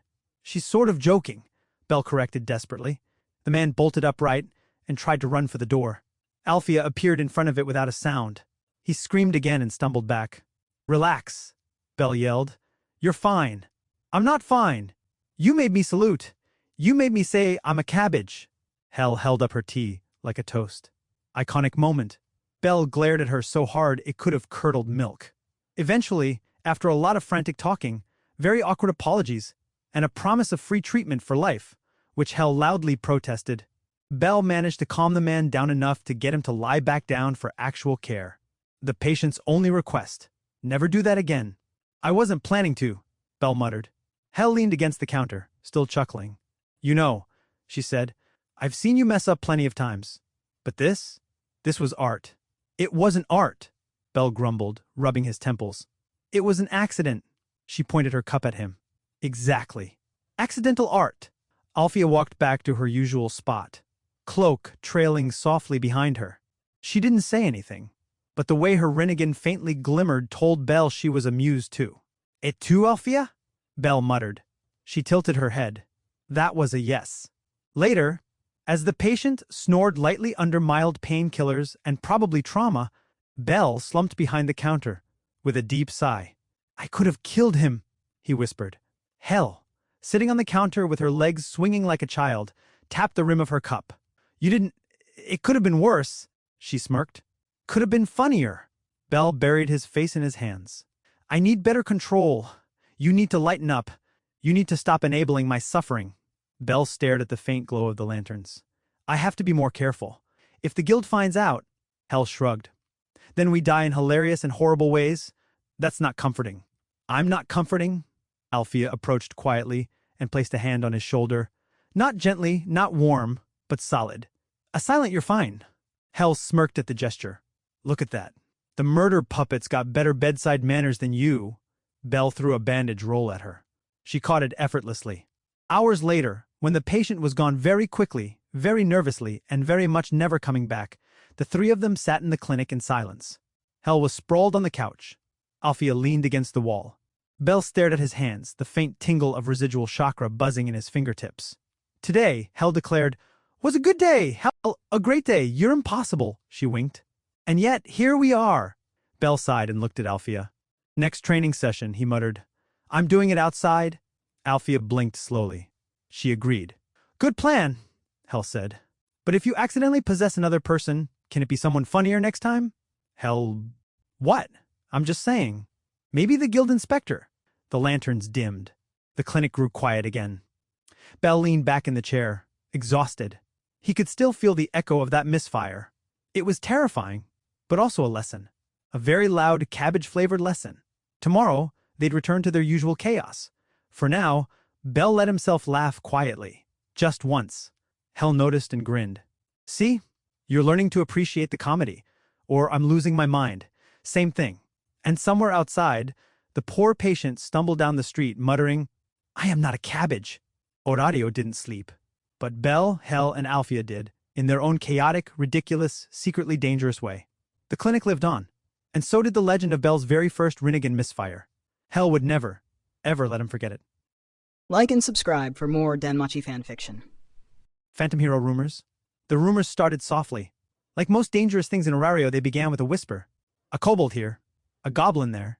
Entire dungeon floors mysteriously cleared without a single adventurer claiming credit. No trumpets. No guild records. Just silence left in the monster's place. Then came the drunk adventurers. They always came first. Bell Cranell had his head on the counter, face buried in his arms, when Hell cheerfully declared, "Well, you've gone and done it now, Bell." "Hell," he mumbled. "I literally haven't moved all morning." "Exactly," she said, spinning lazily on her stool with a grin too smug for someone who still owed rent on the clinic. "You haven't moved, but your legend has—" Bell lifted his head just enough to squint at her. "What are you talking about?" Hell leaned over, elbows on the counter, chin resting in her hands like a cat about to bat a mouse around. "The taverns are buzzing. The guild's twitchy. Adventurers are making bets. They're all talking about a mysterious storm warrior in the dungeon. A phantom that clears entire floors and vanishes without a trace." Bell blinked once, then twice. "Wait, what?" she smirked. "Congratulations, kid. You're an urban legend." Alfia, silent as ever, was in her usual spot by the wall, sharpening a blade she technically didn't need to sharpen. She tilted her head slightly. Through the bond, Bell felt the faint flicker of amusement. "Hell," he said slowly. "You're joking." "Oh no," she purred. "This isn't a joke.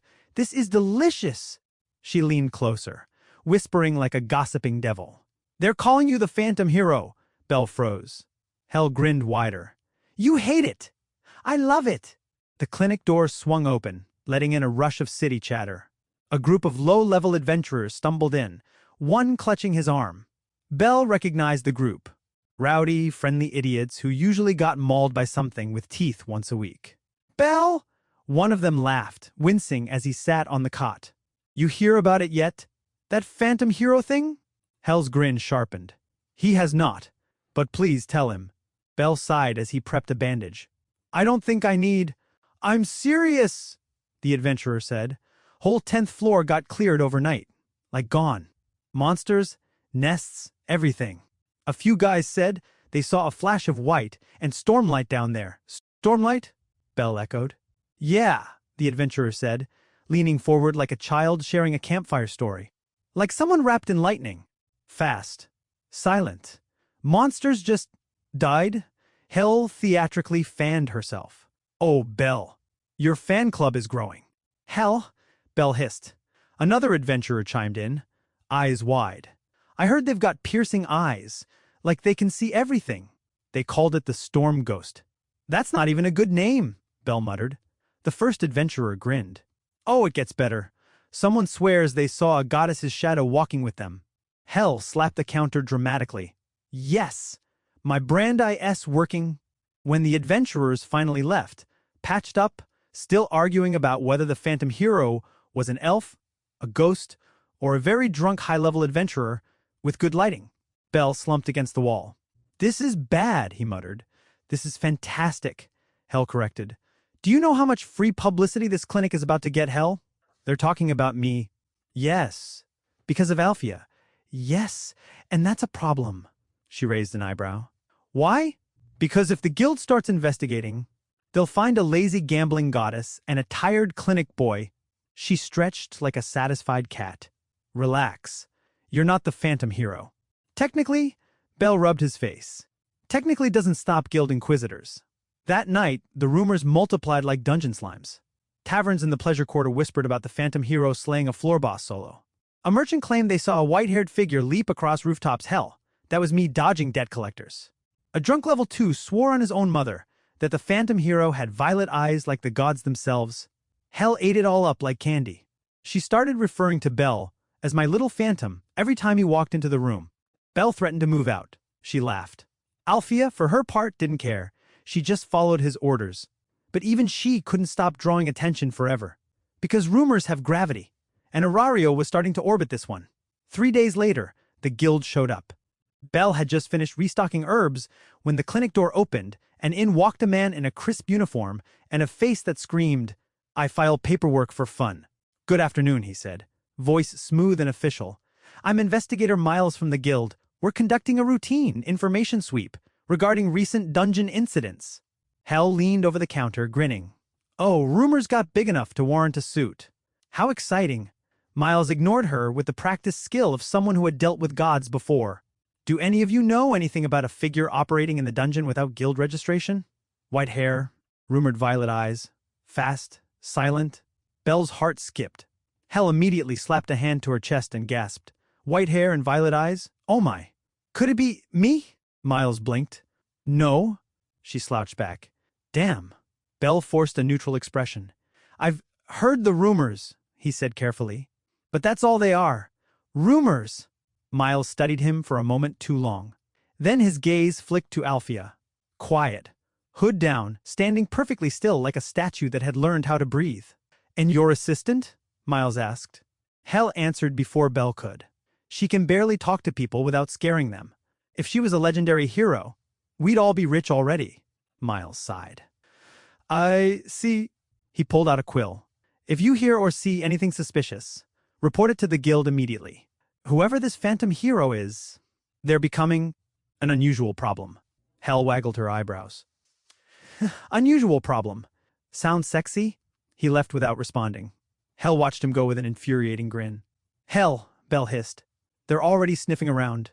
Relax, phantom boy, she purred. Sniffing isn't finding. But Belle wasn't relaxed. Every night now, when he and Alfea went on their quiet training runs, more adventurers were lingering on the upper floors, whispering, waiting. A shadow on a wall, a glint of silver hair, and whispers would erupt. It's them, the phantom, the storm ghost. The first time, Belle nearly tripped over his own boots trying to hide. The second time, he had to fake being a level 1 rookie and nearly get mauled by a kobold. Hell found this hilarious. Hey, maybe you should get a costume, she teased one evening as Belle cleaned bandages. Big hat.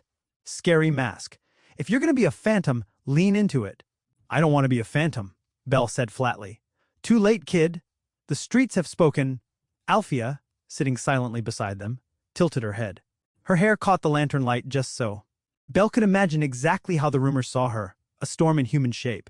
This is going to end badly, he muttered. 2 adventurers came to the clinic the next day just to ask questions. Not about injuries, about the phantom hero. You work near the dungeon, right? A tall swordsman asked, leaning over the counter. You hear anything real about this ghost? Hell smirked. Depends. What's it worth to you? Belle kicked her under the counter. Nothing, he said quickly. They're just rumors. Don't waste your time. The adventurers left, unconvinced. Hell watched them go with the expression of a fox spotting unattended chickens. You know, she said, if we did sell rumors, we could afford more ale. I'm just saying. As the whispers grew, so did the embellishments. Some claimed the phantom hero had wings. Others swore they saw storms following in their wake. One tavern even painted a mural of a cloaked figure with glowing violet eyes and a blade of lightning. Hell stared at the mural one evening and whispered reverently, They made your butt look heroic. Belle considered throwing himself into the river. The guild began tightening security. More inspections. More paperwork. Patrols around dungeon entrances at night.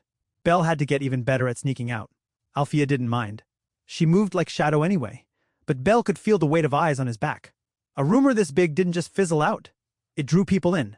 Hunters, seekers, opportunists. Hell, meanwhile, treated it like free entertainment. They think you're some dark savior, she said one night, lying upside down on the couch as usual. Maybe you should start charging for autographs. I'm going to throw a bandage roll at you. You wouldn't? He did. Then, one night, everything changed. Belle and Alfea were halfway down the 5th floor when they heard footsteps behind them. Not the heavy shuffle of kobolds. Human footsteps. Light. Deliberate. Belle's blood ran cold. He pressed Alfea against the wall, extinguishing their light source with a quick motion. Someone was following them. Through the shadows emerged 3 figures. Cloaked. Whispering. Laughing. Belle recognized the kind of laughter. Treasure hunters. The kind that hunted people as much as monsters. You sure it's real? One of them whispered. The phantom? They say it's a woman, another said. White hair. Violet eyes. Cuts through monsters like butter. Think she's real? She's down here.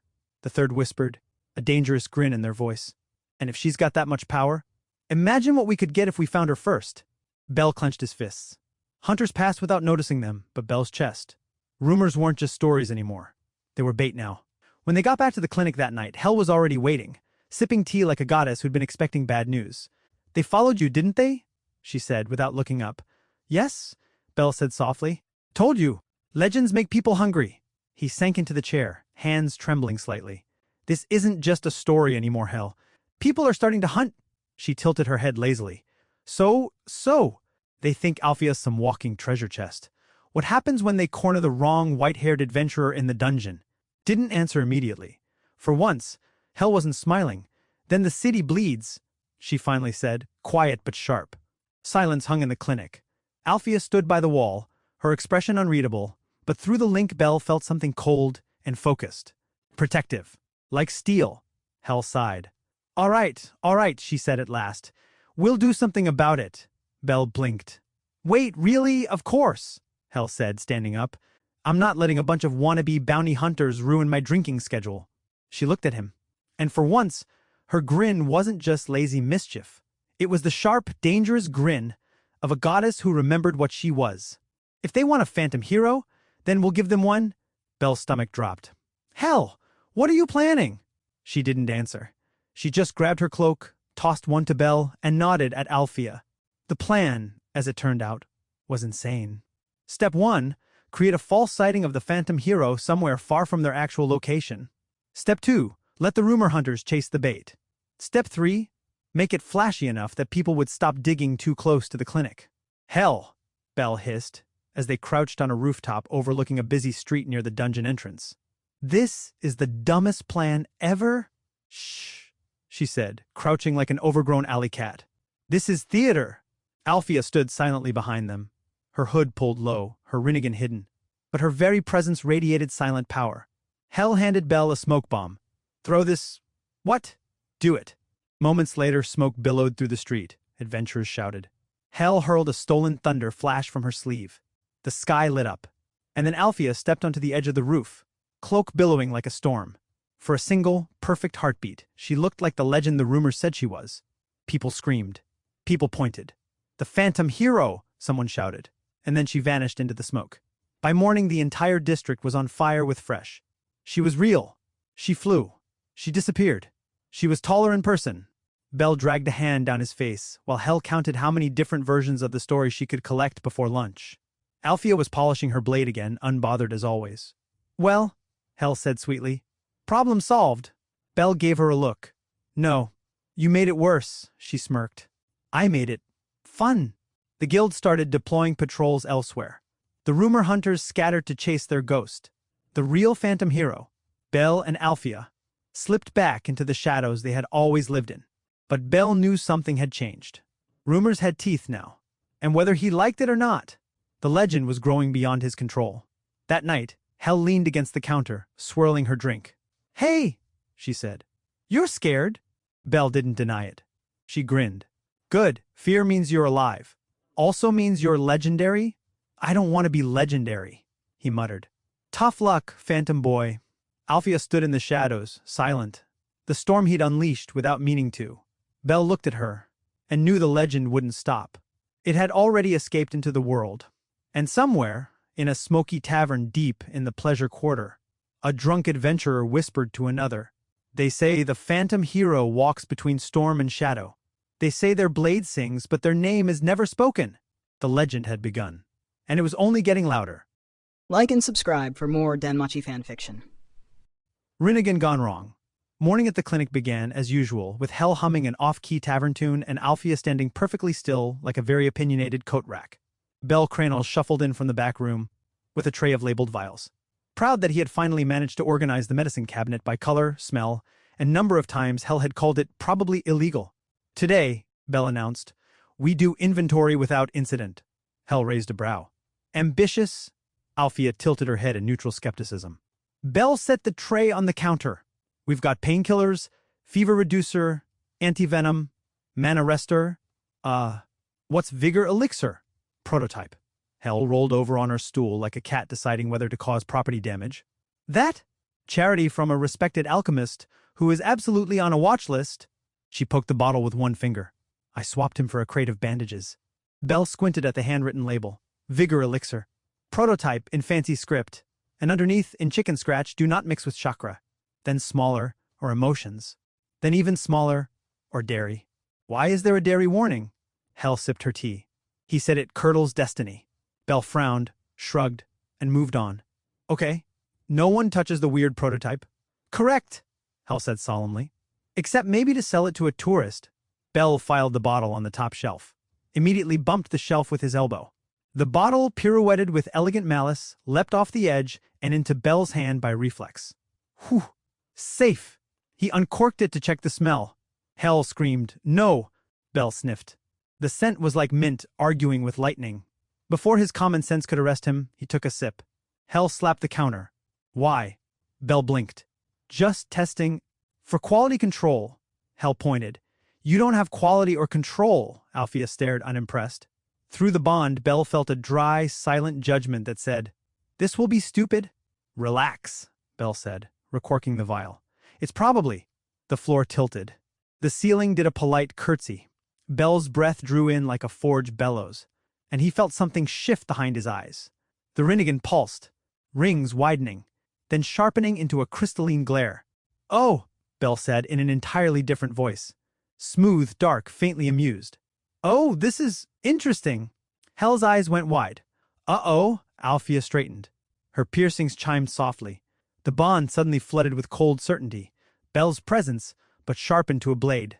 Belle smiled. It wasn't his usual shy, apologetic smile. It was a smile with plans. "Greetings, little mortals," he purred, placing the bottle down with ritual care.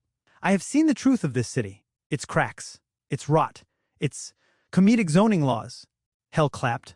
"He's evil now." 10 out of 10. Hell, Belle said silkily. "Kneel." She immediately put her feet on the counter and leaned back. I don't kneel before children. But continue." Belle paced, hands behind his back. "For too long, we have allowed Orario to fester in mediocrity. Adventurers chasing coin. Gods chasing entertainment. Bandages used as drinking decor."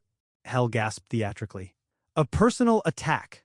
Today," Belle intoned, Rinnegan glowing like violet storm rings. "We reform this city." Althea stepped to his side, in one smooth, respectful motion. Belle felt the bond tremble with readiness. She was his blade, his shadow, his storm. He turned to her, voice a low command. "General!" Althea blinked once. General accepted. "Excellent," Belle said. "Operation Civic Conquest begins." Hell snorted so hard tea came out of her nose. "Phase 1.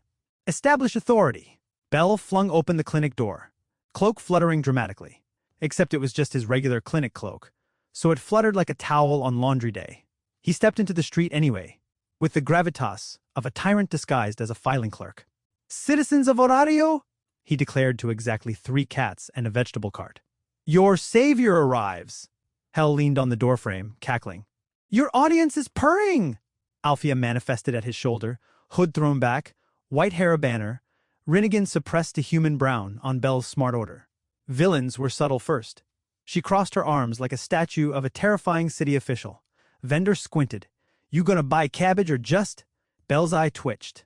He refused to acknowledge cabbage as a concept after last week. No purchases, only decrees. "General, poster," Althea produced. From somewhere in that cloak, a sheet of parchment and a nail. Belle unfurled it and read aloud. "Edict Number 1. All gambling establishments must tithe 50% of profits to the Civic Reform Fund. Edict Number 2. Bandages are for wounds, not swans. Edict Number 3. The sale of Vigor Elixir. Prototype is banned unless taste tested on pigeons." Hell booed. "Discriminatory against art and pigeons?" The vegetable vendor scratched his head. "Who are you, again?" Belle lifted a hand. The air pressure dipped. Pebbles on the street hopped. Far above, a cloud shaped like Hell's debt drifted nervously. "I am the Samsara regent," Belle said, savoring how villainous it sounded. "Temporary ruler of Orario until I tire of it, which will be soon, I suspect." The man blinked, then shrugged. "2 cabbages?" Belle's smile cracked. "General, remove cabbage from the market." Althea stared at him. "Through the bond, no." "Fine," Belle muttered. "Cabbage is spared. For now." Hell had to sit down on the step because she was laughing too hard. Phase 2. Seize infrastructure. Belle's next target, a public notice board near the guild outpost. He strode up, pinned his edict number 1 with dramatic gusto, and stepped back to admire it. A guild clerk walked over, read it silently, and in one smooth motion replaced it with a bake sale flyer for the local orphanage. Belle stared at the clerk. The clerk stared back. Belle reached to repost the edict. The clerk replaced it with a lost cat notice. Belle smiled thinly. General, Alfia glided forward, and gently, very gently, moved the bake sale flyer 1 inch to the right so both could be seen. The clerk's eyes narrowed. A bureaucratic duel had been joined. He slid the bake sale back to center by 3 millimeters. Alfia returned it to the side by exactly 3 millimeters. The clerk, sweating now, adjusted by 2 millimeters. Alfia, 2 millimeters back. Belle watched like it was the most thrilling chess match in history. Hell shouted from the sidewalk, "Winner gets a cookie!" After a minute of micro-adjustment warfare, the clerk sighed and stapled both, perfectly centered, side by side. Happy? Belle inclined his head, magnanimous. For now? The clerk walked away muttering about weird clinic people. Phase 3, control the narrative. They headed to a tavern at the corner of the pleasure quarter, where rumors were born, raised feral, and released into the wild. Belle kicked open the door gently. Hinges were expensive. "Attention," he proclaimed. "I am the Phantom Hero, and I demand—" Hell coughed loudly. "Brand management, Belle." Belle recalibrated. "A friend of the Phantom Hero demands your ears." Alfia stood in the doorway like a thundercloud. The tavern's chatter dimmed. Belle climbed onto a chair and declaimed, "The Phantom Hero works for the betterment of Horario. She is not to be hunted, exploited, or turned into a collectible figurine." A drunk at the bar raised his mug. "Too late. I made a wood carving." "Burn it," Belle commanded. Belle took a calming breath. "Very well. New rule, all Phantom Hero merch must donate 20% to me," Hell suggested, sliding onto a bar stool like a shiny demon. "To the orphanage," Belle finished, glaring. "And 10% to the clinic." The barkeep weighed profit against morality against the terrifying woman with quiet eyes. "Fine," he said, "but I'm naming the ale White Storm Blonde." Hell raised her mug. "To capitalism." Belle rolled his eyes and jumped down. Someone started a chant of storm. Storm, storm, which he had to admit was catchy. A table of rookies argued whether the Phantom Hero could or could not turn invisible, fly, or do taxes. Belle shrugged regally. "She can definitely do taxes," he said, and left them to scream. Phase 4, command the pigeons, because all great rulers control the skies. Belle led the team to a rooftop near Babel. Pigeons circled like gray comets. "General, assemble my air force." Alfia looked at him. "Through the bond? No." Hell flopped on the tiles, wheezing. "Please do it. Please, I need this." Belle extended a hand imperiously. "Feathered citizens!" A pigeon landed on his head. Another landed on Alfia's shoulder. Reconsidered and wisely left. A third pooped on Hell. Hell sat in stunned silence. Then lifted one triumphant finger. "It's a sign from heaven. The regent's reign is blessed." Belle was wiping his hair with deep, silent dignity. "We will remember this betrayal." "By the gods," Hell said, looking up. "It's reigning leadership." Phase 5, acquire treasury. Conquering Horario apparently required money. Belle hadn't considered payroll. Bureaucrats needed snacks. They stopped at a small gambling hall where Hell was banned under at least 3 names. Belle opened the door. "Announcement," he declared. "By order of the Samsara regent, this establishment will tithe half its—" "Absolutely not," said the pit boss. A mountain in a vest. Belle's Rinnigan flared a shade brighter. "General!" Alfia stepped forward. The entire hall went quiet, the way mice go quiet when a hawk flies over. She placed one black rod on the counter. Not a threat. A promise. The pit boss smiled thinly. "Quarter." Belle smiled thinner. 35. The pit boss considered his options. Anger the terrifying silent woman, or part with some coin. 30, he said. Belle looked to Alfia. "Through the bond, accept. Efficiency conflict." "Done," Belle said. "Receipts, please." Hell leaned in. "Make them out to Civic? Hellform? No? Okay." They left with a pouch of coins and a promise never to come back with Hell specifically. Hell pocketed a single coin. Belle confiscated it. Hell pocketed another somehow. Belle marched up the front steps of the guild like a polite hurricane. "I want to file a change of governance form." The clerk blinked. "What? A temporary benevolent dictatorship? Renewable nightly? We don't have a form for that." Belle smiled. "Then please invent one." Alfia stood behind him like a white-haired exclamation point. The clerk flipped through a binder labeled Forms for When God Starts Stuff and sighed. "The best I can do is a public safety initiative request." Belle took the quill. "Under responsible party," he wrote, Samsara Regent. Temporary. Under objective, impose civilization. Under methods, he paused. Looked at the clerk, then wrote, gently. The clerk stamped it. You'll hear back in 6 to 8 months. Bell's smile thinned to a razor. I conquered today. 6 to 8 months, the clerk repeated, handing him a pamphlet on patience. It had a smiling snail on the cover. Hell snatched it, cackling. Frame this, Phase 7, declare a holiday. Back at the clinic, Bell stood on the counter and declared, effective immediately. The first of every month is Storm Readiness Day. All citizens must practice not panicking. Hell saluted with a half-eaten bread roll. I already practiced that daily, by refusing to do panic paperwork. Also, Bell continued, new taxes on. Denied, Hell said, mouth full. We're not the guild. I can't do math sober.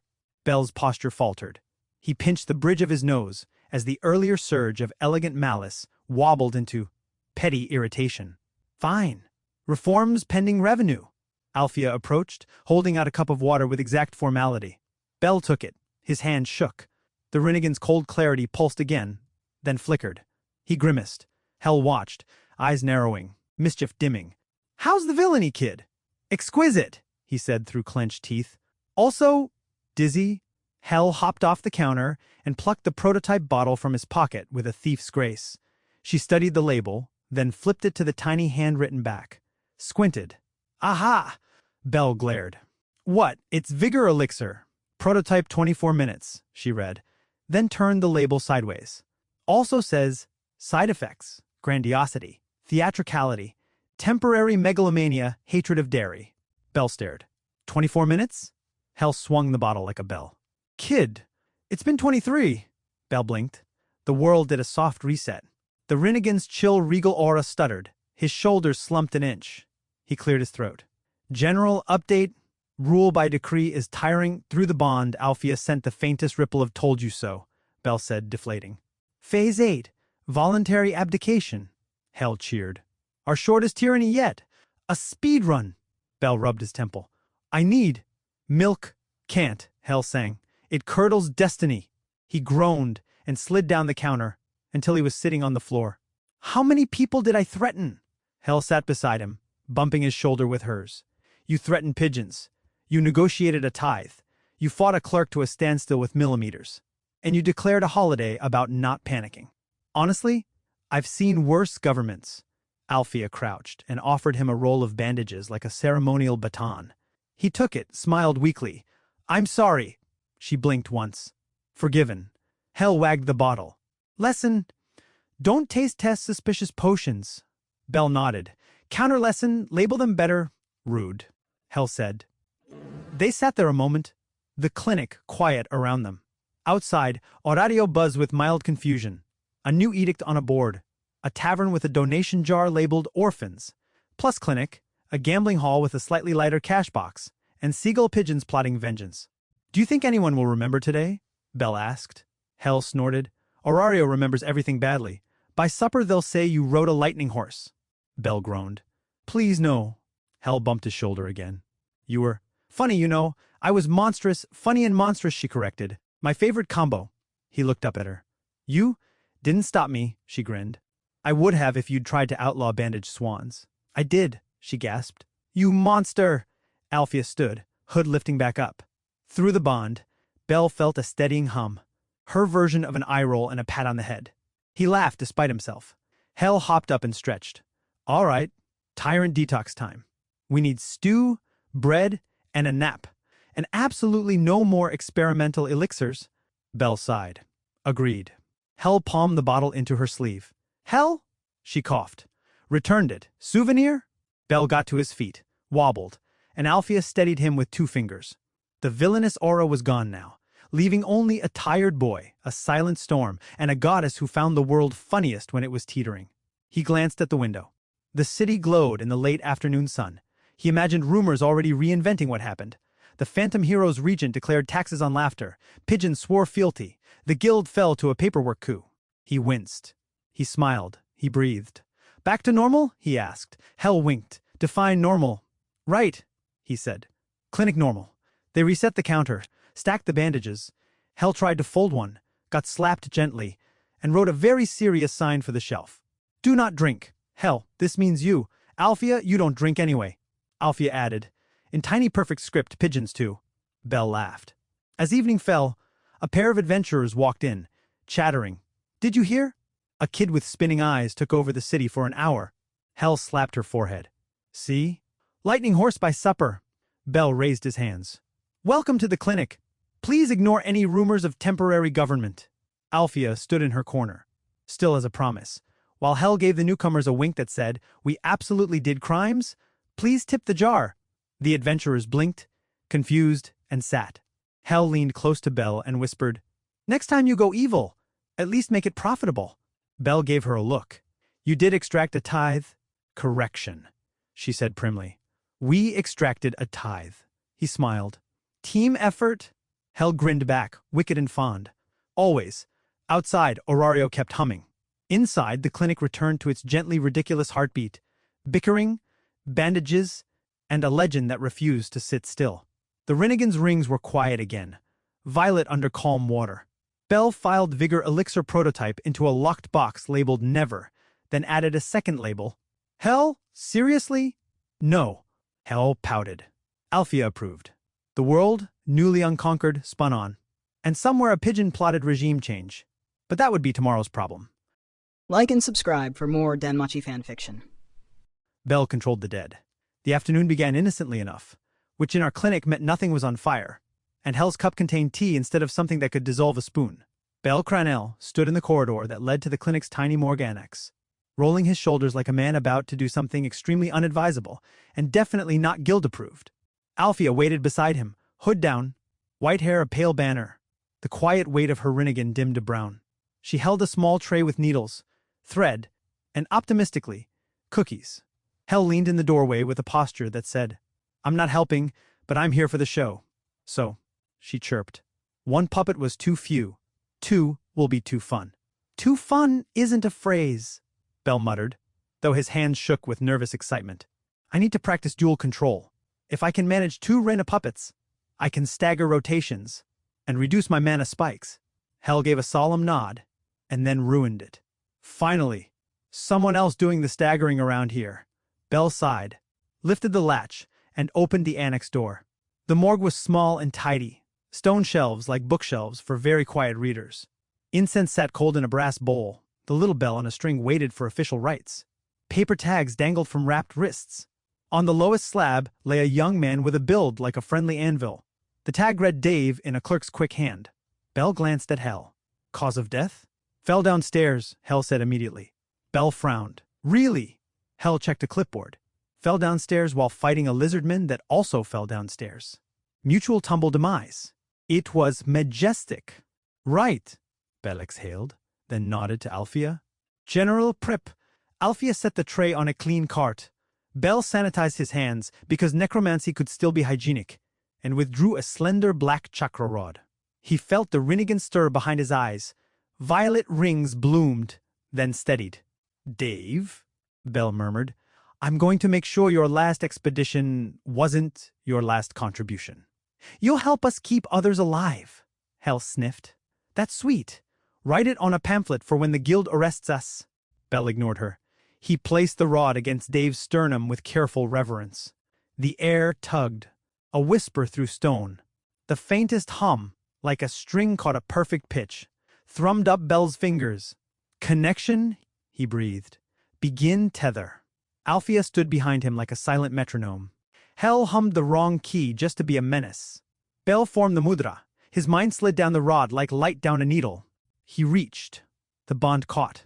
Dave's limbs twitched once, twice. Belle's vision split. Half remained anchored to his body. The other half peered up from a cool, heavy darkness. He could feel the stone under Dave's back, the weight of linen, the scent of old incense. Good, Belle said. Okay, easy movements first. He flexed left hand. His body's left hand stayed at his side, Dave's left hand raised. Yes, Hell clapped once.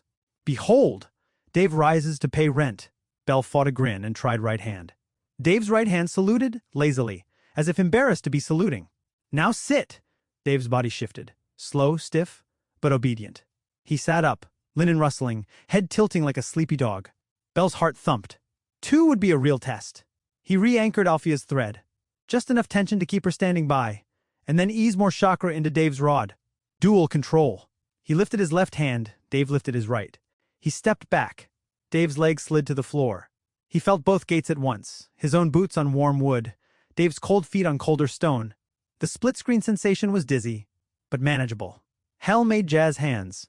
Everyone, welcome Dave, our new clinic intern, unpaid.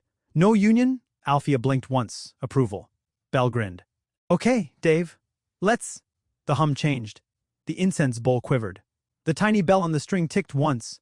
From the next slab over, another linen-wrapped hand twitched. Then another. Paper tags fluttered.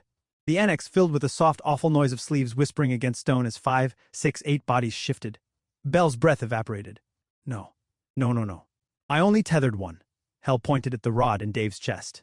Did you put it on loudspeaker?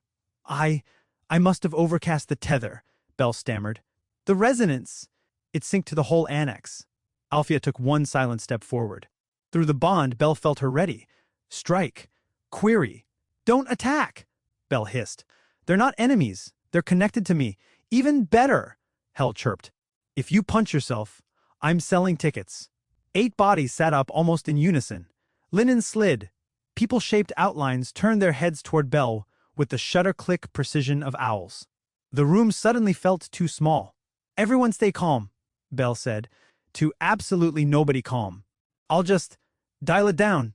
He tried to pinch the chakra valve closed. The bond throbbed like a panicked heartbeat in 8 places. The more he tried to release, the more the connections tugged at him like toddlers in a candy shop. Hell pressed herself to the doorframe, delighted and alarmed in equal measure.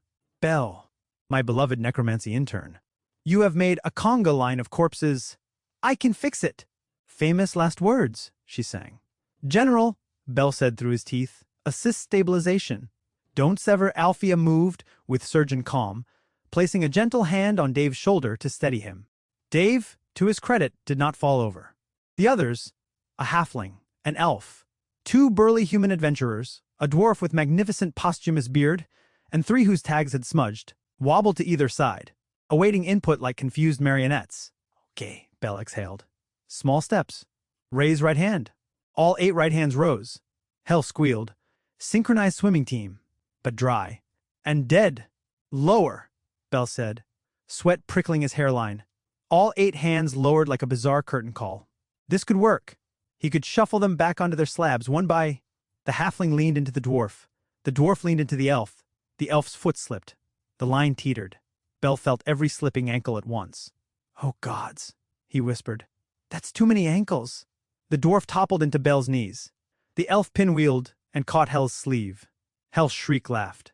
Bell, you booked me a cuddle pile. Stop moving, Bell cried, which made every corpse freeze in the most inconvenient position possible. One was mid-fall, so it froze on Bell's shoulder like an affectionate coat rack. Another froze with a heel on Alfia's boot. The halfling froze standing on the dwarf's beard. Bell's eyes went ring-bright. Reset. Gently reset? He pulsed the bond, tiny adjustments. Micro-motions. The room became a nightmare ballet. Alfia ghosted between limbs, catching elbows, and redirecting gravity like she was replating a buffet on a moving ship. Hell provided unhelpful narration. 10 out of 10, she said as Bell made the dwarf's hand unhook from her sleeve. Choreography? Violent. Emotion? Confused. Costume? Linen chic? Help by not talking, Bell begged. I tried that once. Terrible experience. The cramped annex wasn't built for 9 ambulatory bodies and 1 goddess who kept doing jazz hands. Linen snagged on hooks. Tags got caught on knobs. Someone's toe knocked the incense bowl. It rang with a clear ting and made all the corpses look toward it, because apparently they were now part magpie. Back to slabs, Bell commanded. That should be simple. Lift leg, turn, sit. He broke the command into 4 tiny pulses. The signals went out, then collided with each other in his skull like a cart crash at a pottery market. 8 bodies almost turned. Then misheard step 4. They all sat at once, on the floor, on Bell's feet. Ow! He swayed. The bonds yanked. All of them swayed in sympathy. It was like standing on a ship made of people trying to remember how to ship. Outside, Hell said suddenly. No laughter now. She shoved the annex door open with her hip. More air. Bigger room? Less furniture to marry outside? Belle gaped, bent double under a dwarf, and a human, sharing his kneecaps. With a parade, better outside chaos than inside splinters. She grabbed the halfling under the arms and frog-marched him toward the corridor. Come on, Dave, two. That's not... Dave, two, she insisted. Alfea lifted two more with effortless care, like she was moving inconvenient chairs. Belle, half carrying, half marionetting the rest, lurched out of the annex and into the main clinic. The clinic, which had shelves, and chairs, and a counter, and the front door. We are not, Belle began, then tripped over a corpse ankle and stumbled into the street, dragging the others like the world's least festive festival. Hell followed, absolutely howling now. Horario? Feast your eyes on the procession of poor choices. Hell, relax, she grinned, spreading her arms to pedestrian traffic. It's art. The street froze. A vendor dropped a pickle. A child clapped. A dog reconsidered its life. Belle tried to regain control. Dial down, isolate Dave, peel away the rest one by one. But the moment open air hit his face, everything hit at once. 1,000 smells. Whetstone, baking bread, oil, leather, cabbage, curse it, incense, sweat. 1,000 sounds, wheel squeaks, hawker yells, gossip hiss, a lute tuning, a cat screaming justice at a pigeon. Also, 10 viewpoints. His own, Alfea's anchored calm, Dave's low angle, the dwarf's beard-centric horizon, the halfling's heel-level panoramas, the elf's vertiginous elegance, 3 smudged strangers, and a pair of feet he did not own stepping on his own foot. Belle's brain made a high-pitched noise only he could hear. Too much, he whispered, Hell's grin tilting toward concern. Hey, breathe. Can't, he choked. Every thread tugged. Each tug dragged 10 others. A horse snorted 2 streets away, and he felt the horse blink through someone's peripheral vision. Why? A pigeon flapped above, and he felt Hell's soul take offense, of course. General, Belle rasped. Lock, down, perimeter. Alfea moved, a white comma in chaos, taking station at his shoulder and raising one hand just enough to tell anyone with sense to keep distance. Several pedestrians, who did not have sense, stayed for the show anyway. Is this a parade? Asked a child, delighted. Hell crouched to the child's height. Yes, it's called Belle didn't read the manual.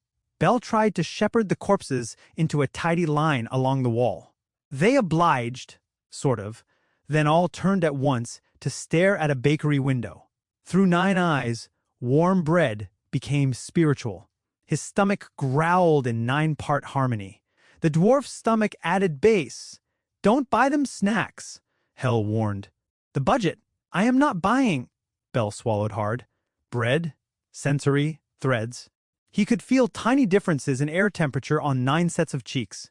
He could feel the thread tension of Alfea's steadying presence like a lighthouse in an awning of lightning. Okay, he said, voice too loud for his own ears. Okay, everyone, eyes forward. No, not all at me, oh gods! 8 linen-wrapped heads snapped toward him. The sudden convergence of 8 gazes was like a physical shove. Belle's knees wobbled. Hell caught his shoulder. Hey, look at me, he did. 1 set of eyes. Gold hair, lazy smile, concern hiding poorly behind mischief. You're fine, she said. Too many channels. Turn off the radio, how? She considered. Hit it. Hell, okay. She snapped her fingers in front of his face. Focus on the loudest thread. Make it a rope. Tie the others to it. Who's loudest? Alfea, he said instantly. The bond to her was an iron line in a storm. Stable, precise. Good. Hell's voice softened. Grab Alfea. Make Dave hold Alfea. Make Beard Guy hold Dave. Chain them. Belle blinked. That might actually work. General, extend left. Alfea extended a hand like a queen, expecting tribute. Dave, guided, took her wrist. Belle felt the chain complete. The next body took Dave's shoulder, then the next, a slow macabre daisy chain along the wall. Each link added stability. The individual vibrations dampened into a single braided hum. Belle's breathing steadied. 9 viewpoints folded into 1 train instead of 9 stampedes. Pedestrians clapped. Someone yelled, "Street theater!" A man began playing a jaunty tune on a flute. Of course he did. Hell bowed to the audience. Thank you. Donations accepted. No refunds. Stop, Belle hissed. Art must eat. she hissed back. He risked a tiny smile. Then the lute player hit a sharp note, and the dwarf tried to clap. All the hands twitched. The chain shivered. Bell yelped and tightened the mental knot. "Inside," he said. Alfia nodded and peeled the chain from the wall, 2 steps at a time, like moving a centipede politely. They shuffled back into the clinic as Hel collected several coins she absolutely didn't deserve. Inside, the relative quiet made Bell's skull sigh. He guided the chain to circle the main room, then to the annex doorway. One by one, he reverse-parked the bodies onto their slabs, like wagons into a very somber garage. Dave last. Bell pulled the rod free with a soft snap. The tether to Dave dimmed. At once the background hum dropped from Beehive, in a kettle to 1B, reading quietly. He sagged. His knees hit the floor. Alfia caught his shoulder again with 2 fingers. He clung. Hel knelt, put a cold cup against his lips. "Water. No potions." I hid the vigor. Bell drank and coughed and laughed weakly all at once. "You okay?" Hel asked, trying to sound teasing and landing closer to worried Aunt. "I accidentally did a group lesson," he wheezed. 10 out of 10. Do not recommend. Hel beamed. It was hilarious. I thought my brain was a bread display. That part was also hilarious. Alfia crouched beside him, eyes now their calm brown. Through the bond, a quiet assessment pulsed. Tolerance improved. Error identified, resonance spread. Then, gentler, proud. Bell blinked at her. "Thanks." Hel patted his cheek. "You learned 2 things. 1. Don't overcast your tether in a room with a buy 1 get 8 sale. 2. Never take the parade outside unless you sell tickets." Which, we did. So that's fine. Hel. She jangled the coins. "Clinic fund for bandages, not swans, probably." He let his head thunk back against the wall and stared at the ceiling. The tiny cracks in the plaster made little maps. He traced one with his eyes until his breathing synced with it. "Again?" Hel asked, wicked. "But with hats." "No, tiny hats." "No hats." She sighed deeply, aggrieved by his lack of artistic vision. "You're no fun." He looked at her. "I'm trying to not get arrested. Small dreams." Alfia stood and fetched the tray. 1 cookie still waiting. She placed it in Bell's palm like a medal. He stared at it, then took a bite. It tasted like sawdust and victory. "Okay," he said around crumbs. "New protocol. We practice multi-tether in a big empty room, outside the city, with no bread, and no hell." Hel gasped, and clutched her chest. "Banishment." He raised a brow. She relented instantly. "Fine. You can banish me after I watch the first 5 minutes." He laughed despite himself, then winced, because laughing jiggled the last threads in his skull. "I'll log the incident as unexpected annex harmonic." "Log it as Bell accidentally invented line dancing," Hel said. From the annex, the little bell on the string gave a single soft ring, as if to agree, or to tell them the incense wanted attention. Bell crawled up, steadier now, and went to check the tags, smoothing each one with a respectful hand. "Thanks, Dave," he murmured, replacing the sheet over the friendly anvil. "Rest now." Hel watched him, a quiet softness slipping past the jokes. "You're getting good at this, kid." He looked up, surprised. "At messing up?" "While you mess up," she flicked his forehead. "That's..." He flushed. "I'll fix the resonance issue." "Of course you will. And then we'll do a parade again." "No parade." "Fine," she sighed. "Procession, Hel?" She grinned, helplessly fond. "I'm proud of you too, you know." Alfia's eyes flicked between them. Then she returned to her corner, reassuming her perfectly motionless, profoundly unsettling nurse statue stance. Bell dusted his hands and stood. "I'm going to lie down for a minute." "Approved," Hel said, reverting to her natural habitat, the couch. "I'll guard the clinic." "From what?" "From pigeons. They remember tyrants." He groaned, started toward the back room, then paused. The world was finally one viewpoint again. One set of ankles to trip over. One set of smells. One set of eyes. He breathed. "Bell!" Hel called after him. He looked back. She waggled her eyebrows. "Admit it. The conga line was funny. He fought it. He lost. It was a little funny. Ha!" She threw an arm up in victory and nearly smacked herself with her own cup. "I win at life. You win at commentary," he corrected, and disappeared into the hallway. Behind him, Hel settled, humming something jaunty and deeply unhelpful. Alfia closed the annex door with reverent care and took her usual place. The clinic returned to its default chaos baseline: low, warm, ridiculous. On the counter, Hel arranged the coins she'd collected into a little tower, then, after a guilty look toward the supply shelf, took exactly one coin away and slid it into the clinic jar labeled bandages.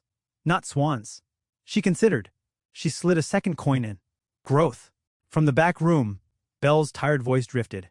Hel, don't spend the parade money. Late. She lied cheerfully and laughed when he groaned. Outside, Horario resumed ignoring what it couldn't possibly understand. Inside, a boy with rings in his eyes learned again that power is loud, respect is quiet, and friends who laugh while dragging you out of a corpse conga are still friends. And Dave? Dave slept the pure sleep of a man who fell downstairs while heroically wrestling a lizardman, helped a necromancer practice, and accidentally headlined a matinee. Not bad, as afterlives go. Like and subscribe for more Danmachi fanfiction. Hel updated Belle's fauna. Morning arrived with a sort of smug sunshine that made Belle suspicious. The clinic was quiet, which meant Hel was either asleep, plotting, or both. Alfia stood by the wall like a divine punctuation mark. Dave, newly reshelved in the morgue and now occasionally on intern duty, waited in the annex with a politely vacant expression that said, I'm happy to help, but I'm technically dead. Hel clapped once. Falna update day, children. Bring me your backs and your secrets. Belle sat on the stool, shirt off, cheeks slightly pink. Hel hummed some upbeat tavern tune and cracked her knuckles like a fraudulent chiropractor. She popped open a little vial of Icor ink, leaned in, and set her hand on his shoulder blades. Try to relax, she said in the tone of someone about to do something that would achieve the opposite. I am relaxed, Belle lied. Rinnigan dimmed to gray-brown. Hel's palm warmed. The fauna lines woke up under her hand, old constellations stirring. Symbols flared, squiggles danced. Alfia watched with the mild curiosity of a thunderstorm deciding whether to rain. Dave peeked around the doorway, fascinated. Hel said, brows knitting. Weird? Weird how? Belle asked, trying to peer over his shoulder and seeing only the eternal truth of back. Hel wiggled her fingers. The fauna script answered. Okay, first line. Level 1. Belle blinked. Still. Hel tapped the result. Still. Solidly 1. 1 as the day is long. 1 like a very committed coin. He sagged. Right. Second line, Hel continued, and her voice climbed a tiny octave. Basic stats. Okay-ish. Growth rates. Unhealthy. And now for the fun stuff. Magic and skills. Alfia leaned forward. Dave did the same. A beat behind, like a backup dancer. Hel drew in breath. Magic, she read. SSS. No. SS999. Silence. Is that bad? Belle ventured. Hel slapped his back with both hands and began laughing so hard she slid off the stool. Bahaha! You're level 1 with SSS 999 magic? She rolled onto her back like a victorious otter. Oh, that's illegal. That's spiritually illegal. Kid, did you eat a ley line? Belle flushed. I've been practicing a lot. Alfia's eyes glimmered. Rinnigan rings held politely at half watt. Through the bond, Belle felt the quiet note of Nuit. Dave gave a supportive thumbs up that occurred 2 seconds after the appropriate time. Hel crawled back up and squinted. Skills. Okay. Rinnigan. Samsara conductor unique. Cute. Puppet mastery. Dual tether. You hit 2. Shared sight. Extended. Awful. Mana efficiency. Improvised. Accurate. And, she leaned so close her nose brushed the sigils. Falna integration. Transfer ready. Belle blinked. What's that? Means, Hel said, tapping her lip. Your Falna's flexible. Accepts companion vessels within your control network, like Alfia and Dave. Hel's grin detonated. Exactly like Alfia and Dave, Dave perked up. Does that mean, do I get a Falna? Alfia didn't move, but everything about her said proceed. Belle hesitated. Can you even bestow Falna to, borrowed bodies? Hel finished sweetly. I'm Hel, goddess of deathess-adjacent paperwork. I can stamp a soul through a sock if I feel like it. The question is, do you feel like it? Belle looked from Alfia to Dave. Alfia stood ready, as unblinking as a law. Dave stood hopeful, as blinking as a golden retriever. Belle's shoulders squared. I do. Hel clapped, delighted. 2 for 1 Falna special. Step right up, cadavers and queens? Alfia sat on the stool without being asked. Cloak falling like shadow water. Dave waited next.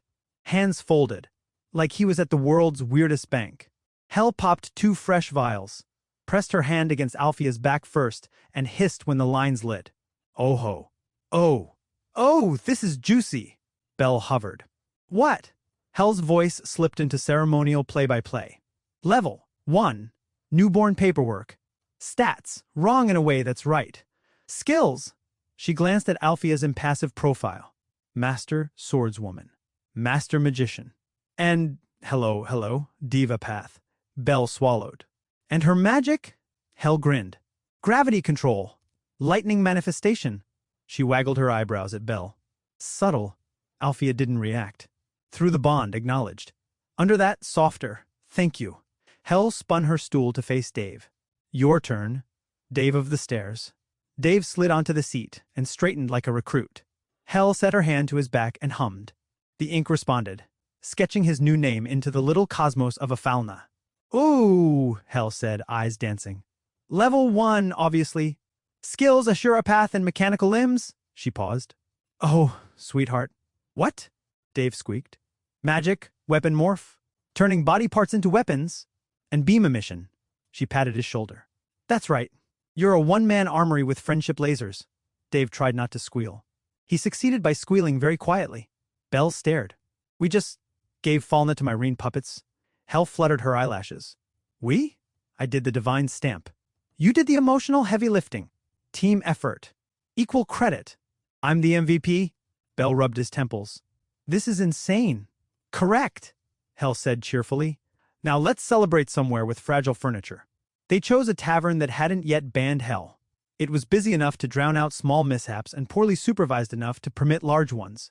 The barkeep recognized Hell and visibly calculated whether ejecting her would be worth the story. We're on our best behavior, Hell lied, sliding into a booth like Sin in Silk.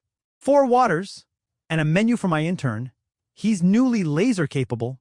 Belle sat across from her, Alfia to his right, Dave to his left. Alfia radiated controlled calm. Dave vibrated like a tuned string. Hell clinked her water mug against Dave's. To Falna Friday? It's Wednesday, Belle said. Time is a circle, Hell said. Cheers. For 10 glorious seconds, nothing went wrong. Then Dave tried to butter bread with his pinky, and his pinky tried to become a sword. Oops, he yelped, retracting. The bread now had motivation. Belle put a hand on Dave's shoulder. Small morphs only, he coached. Think tools, not boss fights. Right, Dave said, concentrating. His forearm shifted a little, then a little more, resolving into a neat narrow blade, then back. Ha! Hell applauded. Smooth. 10 out of 10 tavern etiquette. You're a gentleman and a can opener. Alfia sat placidly, doing nothing, which was suspicious. Belle glanced over. You okay? She blinked once. Testing. A salt shaker on the table hopped as if startled. The wooden cup beside it sank into the table an inch. Alfia, Belle whispered sharply. No singularities at dinner. She unfazedly raised one hand. A few tiny sparks danced along her fingers, lightning. Very well behaved. The tavern lights flickered. A lute 3 tables over changed key involuntarily. Hell fanned herself. A goddess loves dinner and a show. Hell, Belle pleaded. Relax, she said. It's contained. The ceiling made an exploratory creak. The waitress arrived and froze at the sight of Dave's elbow being a screwdriver, and Alfia's fingers being a thunder hazard. Are you those adventurers? She asked, eyes shining with gossip. No, Belle said too fast. Yes, Hell said proudly. The waitress decided fate wanted a story and set down stew. On the house, if you don't break the ceiling, Belle pointed sternly. We won't. At that exact moment, a beam of pale light cut across the room like a very decisive pointer. Every head turned. Dave slowly lowered his index finger, mortified. Hell hooted. Bless you, dear Cannon, the barkeep shouted. No lasers at table 4? Understood, Belle called back like a mortified parent at a school play. He grabbed both threads, Alfia's and Dave's, in his mind not yanking, just centering. Practice mode, 70% inhibition. Civilian space. Alfia's lightning vanished. Dave's limbs returned to OSHA compliance. Conversation resumed, slowly, then rebubbled. The bard in the corner, sensing a paying crowd, began a dramatic ballad called White Storm Blonde, Taxable. Hell leaned on her elbow, smiling like a thief who liked the view. How's 2 puppet control feel? Belle breathed. Delicate, like balancing plates while also being the plates. Poetic, she said. I prefer you're driving two very fast carts through a soup kitchen. Dave squinted at his spoon. Can I laser just a little? No, Belle and the barkeep said in chorus. Alfia toyed with the salt shaker again. It hovered, then gently spun like a moon. Belle nudged her through the bond. She set it down with the exactness of a bomb squad. Good, he murmured. Thank you. Hel raised her glass. To us, a goddess with taste, a boy with absurd magic, a demi-goddess lightning problem, and Dave. Hey, Dave said. That's me. They clinked. Stew was eaten. For a shimmering moment, it looked like they might get away with an entirely wholesome outing. Then the lute player, gods curse that lute player, began a triumphant refrain and shouted, A toast! To the phantom hero! Everyone cheered. Someone threw a napkin. Belle flinched. Alfia's eyes flickered the smallest bit violet. Dave got excited. Table trick? A drunk adventurer bellowed. Show us something, Belle said. No, thank you. Hel stood on the bench. Yes, thank you. We really shouldn't, Belle began. Hel spread her arms. Ladies and sentimental thugs, witness a tiny, controlled demonstration by our licensed clinic staff. We are not licensed, Belle hissed. Asterisk, Hel hissed back. The room roared encouragement. The barkeep yelled, No holes! Hel pointed at Dave. Laser, but like a gentleman? Dave smiled, stood, aimed at a metal tankard set on a stool. Just a pinpoint then, he said, whispering steady-breathing mantras to himself. His fingertip glowed, hummed, and plink! A hair-thin line of light pinged the tankard and etched a perfect heart. The tavern erupted. The barkeep blotted a sudden sweat. Hearts are fine, he declared, revising his life rules. Hel twirled. You're a romantic artillery piece. I'm so proud. Alfia rolled her shoulders. Belle felt it inside his bones, then raised two fingers and gently increased gravity by the weight of one apple on the napkin pile. The pile settled with a demure thwump. People applauded like she'd juggled castles. Hel bowed for her. Minimalist performance art. Love the restraint. The ceiling remains a suggestion. Belle allowed himself a smile. Okay, that's enough. A drunk at the bar shouted, Do the big stuff. No, Belle and the barkeep said. New chorus unlocked. The drunk wobbled up, sloshing ale, and leaned into Belle's space. Come on, kid. You're the one with the eyes. Belle's pulse ticked. He didn't like men who smelled like spilled beer and expectations. Alfia's bond tightened. Silent. Question. Remove. Dave's elbow became one polite spike. Hel slid between them with the ease of someone who had turned starting fights into an Olympic sport. Hello, boundary illiterate wallet, she said with the sweetness of honey and murder. You look like a generous tipper. The drunk blinked, then laughed nervously, retreated, and threw a coin at the orphans plus clinic jar, because rumor compliance was a survival mechanism. Belle exhaled. Thank you, always, Hel sang. And then the ceiling did choose violence, but not from magic, from a brawl on the mezzanine. A chair leg poked through plaster and sent down a little blizzard of dust. The room shouted with glee. Dave reflexively lifted his hands to shield a toddler at the next table. His forearms flared into broad shields, smooth and mirror-bright. The falling plaster pinged harmlessly off. The room hushed. The toddler clapped and screamed, Robot Man! Dave blushed so hard Belle swore the linen under his tunic pinked. Hi. Hel dabbed at her eyes. Oh, that's wholesome. I hate it. Do it again, Alfia. Not to be outdone by wholesome. Flick two fingers. Static zipped along the floorboards and turned a small puddle of spilled ale into sparkling fizz. A different toddler squealed. The barkeep breathed again. Fizz is fine, he yelled, fully committed to improvisational tavern law. Belle found himself laughing. Okay. This can work, at which point a drunk tried to surf a table and crashed into their booth. Reflex, Belle pulled on both threads. Dave's shield arms snapped up. Alfia's gravity pressed down just enough to pin the drunk midair like a bug gently encouraged to rethink life. The drunk blinked, hovering 1 inch above the floor, then began to weep with gratitude. I'm flying responsibly, the bar roared approval. Hel put a hand to her chest. Ladies and gentle criminals, we are now a safety demonstration. The bard changed songs on the spot, Samsara waltz, with Osha. Belle eased everything back to normal. The brawl receded, replaced by song, stomps, and the cozy hum of a room that had just collectively decided not to die tonight. The barkeep delivered a tray of fried things as tribute. On the house, he said. For not exploding. Hell saluted with a potato wedge. We love not exploding. Bell took a breath and felt both puppets breathing with him. Alfia's breath like a straight line, Dave's like an excited wavy one. He smiled at them. Good job. That was genuinely good. Thank you, Dave said, and managed not to laser the wedge he was eating. Alfia inclined her head. Through the bond, accepted. Then, softer, proud of you. Hell pointed an accusing fry at his face. Aha! Feelings, he sighed. Fond. Hell, fine, she said, stuffing the fry in her mouth. New rule. We only do tavern demos under my supervision, with tip jars, and a sworn promise from Dave to sneeze in the alley. Agreed, the barkeep shouted, who had a vested interest in ceilings. They ate. They laughed.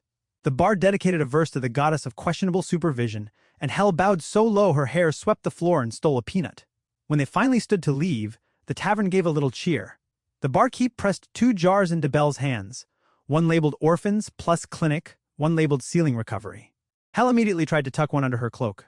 Bell confiscated it with the reflexes of a man who had confiscated many, many things from Hell. Outside, the night was blue and forgiving. Hell slung an arm around Bell's shoulders, smelled like fried joy, and sighed contentedly. You know, kid, for a level 1, you're absurd. Bell looked up at the stars. I should probably be worried. You should, she agreed. But also, your Falna's bonkers. Your puppets are darling chaos, and we didn't get banned. That's a win. Alfia walked on Bell's right, like a pale moon in a cloak, eyes soft. Dave walked on his left, occasionally turning his thumb into a corkscrew to open imaginary jars for practice. Bell laughed. So, team meeting tomorrow? Training? Hell nodded solemnly. Agenda, precise control, ethical tavern antics, and a brief memorial for the salt shaker you almost turned into a moon. Alfia. It was never in danger. It absolutely had been. Dave, can I practice writing my name with lasers? Barkeep, from a distance. No. Bell exhaled, happy and doomed. All right. Tomorrow, they turned the corner toward the clinic. A goddess humming. A boy with rings in his eyes carrying 2 jars and too many secrets. A lightning storm in human shape. And a very polite laser man who sneezed into his elbow like a gentleman. Back inside, Hell cleared the counter and pulled out the Falna parchment again, like a show-and-tell queen. One last look before bed, she said, and touched Bell's back. The script glowed. Level 1. Magic SSS 999. Alfia, LV1. Master Swordswoman. Master Magician. Diva Path Gravity. Lightning. Dave, LV1 Assure Path. Mechanical Limbs. Weapon Morph. Beam Emission. Hell whistled low. Horario's going to have a day when these get out. Bell rubbed the spot between his eyes. Let's make sure that day is not tomorrow. Hell grinned like a sunrise that drank. No promises. Alfia's gaze softened by a fraction. Dave gave a belated thumbs up. The clinic settled around them. Familiar, ridiculous. Theirs. And somewhere, the rumor mill hiccuped and made room for a new verse about a level 1 boy whose magic number broke the chalk. Hell blew out the lamp. Good night, my absurd little empire. Bell smiled in the dark. Good night. Alfia closed her eyes. Dave tried to, then remembered he didn't strictly need to, then did it anyway because it felt right. Outside, Horario's night moved on. Not quite ready for the day when a level 1 clinic team would accidentally and adorably tip the world off its axis. But tonight, they had only stew, laughter, and a ceiling still intact. And mercifully, no lasers in the pantry. Yet. Like and subscribe for more Danmachi fanfiction. Clinic grand reopening. The morning began with the distant scream of a paperboy and the sight of Hell standing on the clinic counter like an overly smug pigeon. Her hair was a mess, her shirt halfway tucked, and in her hands, held aloft like a holy artifact, was a stack of flyers. Behold, she announced to nobody in particular, my masterpiece, 200 perfect flyers, marketing genius, business expansion, financial stability. Bell walked into the room, rubbing his temples. What did you do now? Hell thrust a flyer into his hands. Hell's Miracle Clinic. Walk in, crawl out better. Address 11 Slime Alley, Horario behind the not-suspicious meat shop. Bell froze. Hell. We don't live at 11 Slime Alley, Hell squinted. We don't. No. Are you sure? Bell held up the flyer to her face. Our address is 9 Shadow Lane 9. Not 11? Hell blinked, then snorted, then collapsed into a heap of laughter on the counter. Oh no! "Oh, no, no, no, I'm a genius. You're a menace." Belle sighed. From the corner, Alfia appeared like a wraith in a cloak. Dave, polishing lollipops with the focus of a surgeon, peeked from the doorway. "What's the plan, then?" Belle asked grimly. Hell popped upright, grin stretching like a cat with a stolen fish. "Easy. If the people are going to 11 Slime Alley, then so will we." Belle blinked. "You want to move the clinic?" "Temporarily. It'll be like a pop-up clinic." Dave raised a hand timidly. "Like a stall at a fair?" Hell pointed at him dramatically. "Exactly, my mechanical boy." Alfia blinked once, slow and resigned. Through the bond, Belle felt her deadpan thought. "This is foolish." Belle sighed. "Fine, but if anything explodes..." Hell interrupted cheerfully. "That's just good marketing." Slime Alley was not, technically speaking, a good place to run a medical operation. For one, it smelled faintly like something alive and resentful. For another, it was flanked by 2 meat shops, whose definition of meat was legally dubious. But Hell was undeterred. She'd commandeered an old fruit cart and declared it a mobile reception desk. Belle set up a small canopy with a portable cot. Dave stood proudly in a crisp apron Hell forced on him, holding a bucket of lollipops labeled, "Laser Sterilized." "Taste the technology." Alfia stood at the corner like a professional assassin, silently watching for trouble, or perhaps hoping for it. Belle adjusted the cot nervously. "I can't believe we're doing this." Hell leaned against the cart, smug as ever. "What? This is brilliant. We've got the foot traffic, we've got the flyers, we've got the lollipops. Hell, and we've got me. What could go wrong?" A slime dropped from a gutter and splatted onto her head like an ironic answer from the gods. "You know," she said, flicking goo off her hair, "this is actually a good omen in some cultures." Belle gave her a flat stare. Word traveled fast in Horario, especially when free healing and candy were involved. A burly adventurer with a broken nose appeared, holding one of the flyers. "You guys the Miracle Clinic?" he asked. Belle smiled awkwardly. "Yes, sir. Please sit down." Dave stepped forward, lollipop bucket held like a ceremonial offering. "Would you like a complimentary laser-sterilized lollipop while you wait?" The man blinked. "Laser? What now?" Dave's index finger glowed and sliced off the tip of the candy wrapper with surgical precision. "Sanitized," he declared proudly. The man's eyes widened. "Cool." Hell whispered behind Belle. "This is going so well."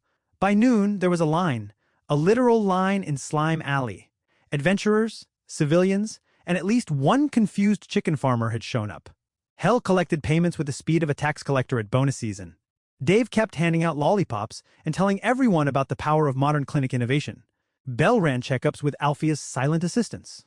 They were actually pulling it off. Of course, peace never lasts. "Excuse me," a syrupy voice said. "What's this?"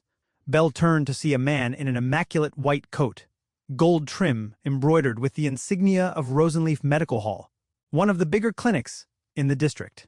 Behind him stood 3 of his nurses, smug as cats at a fish market. Hell immediately disliked him. "Hi," she said sweetly. "We're ruining your business." He twitched. "I beg your pardon?" Belle pinched the bridge of his nose. What she meant to say is, "We're just a small pop-up. Not a threat." The man crossed his arms. "Oh no, I love competition. It makes things entertaining." He snapped his fingers. 2 of his nurses approached the waiting line, holding up glossy pamphlets. "Rosenleaf Clinic offers clean facilities, silk sheets, and actual walls," one cooed. "Also, no alley slime," the other added, eyeing Hell's cart. Hell gasped theatrically. "Are you trying to poach my—" The man smirked. "Poach? Oh no. We're just giving them a better choice." Alfia tilted her head just a little. That was enough to make one of the nurses take a careful step back. Belle was about to intervene diplomatically, when Hell said the words that struck fear into the hearts of honest merchants everywhere. "Fine. If you're taking something from us," she purred. "I'll just take something from you." The man frowned. "What?" 5 minutes later, Hell had stolen their clinic sign. It was large, heavy, and very gold. How she'd done it was a mystery, but the Rosenleaf Clinic now had a very confused doorman and a missing signboard. Hell plopped the sign down in front of their cart like a dragon dropping treasure. "Tada! Rebranding!" the man sputtered. "You can't just—" Belle buried his face in his hands. Dave whispered, "Do I laser something?" "No, Dave," Belle sighed. "No lasering." The Rosenleaf nurses tried to hand out pamphlets, but the crowd was now twice as big. Apparently, everyone assumed Rosenleaf Clinic had merged with Hell's Clinic. This is brilliant, Hell whispered, basking in the confused admiration of strangers. Belle whispered back, this is illegal. Alfia didn't say anything, but Belle could feel through the bond that she was enjoying herself. Just a little. Dave, meanwhile, was on a roll. Would you like a lollipop?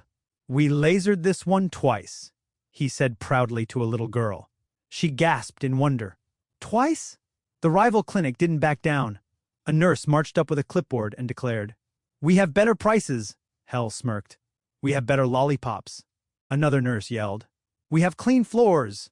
Dave held up a slime mop and beamed. We have Dave. Finally, the white-coated man stepped forward. We have certified healers. Hell leaned closer. I'm a goddess. He had no comeback for that. The line of patients cheered. Dave was a good boy. A very good Rinne puppet. But he also got excited. Watch this, he declared as he tried to demonstrate rapid distribution. A laser-sterilized lollipop launched out of his hand at near-sonic speed and embedded itself in a wooden wall like a colorful, fruity throwing knife. The crowd went silent. Then someone whispered, that was awesome. Hell began cackling. Dave, you beautiful disaster? Belle groaned. No more launching lollipops. Hand in mock solemnity. I solemnly swear to aim lower. Word spread faster after that. People weren't just coming for healing anymore. They came to see the laser lollipop man. Dave had a small fan club forming. Adventurers lined up pretending to be injured so they could get free candy. One drunk tried to challenge Dave to a lollipop throwing contest. Dave won.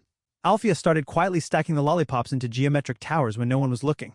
A toddler knocked one tower over and she simply rebuilt it, face expressionless. Hell kept taking coins. Belle kept regretting his life choices. Rosenleaf Clinic's man finally snapped. Enough! This is a mockery of medicine. Hell raised a brow. Oh, sweet summer child, this is marketing. Crowd booed him. A kid waved a lollipop like a war flag.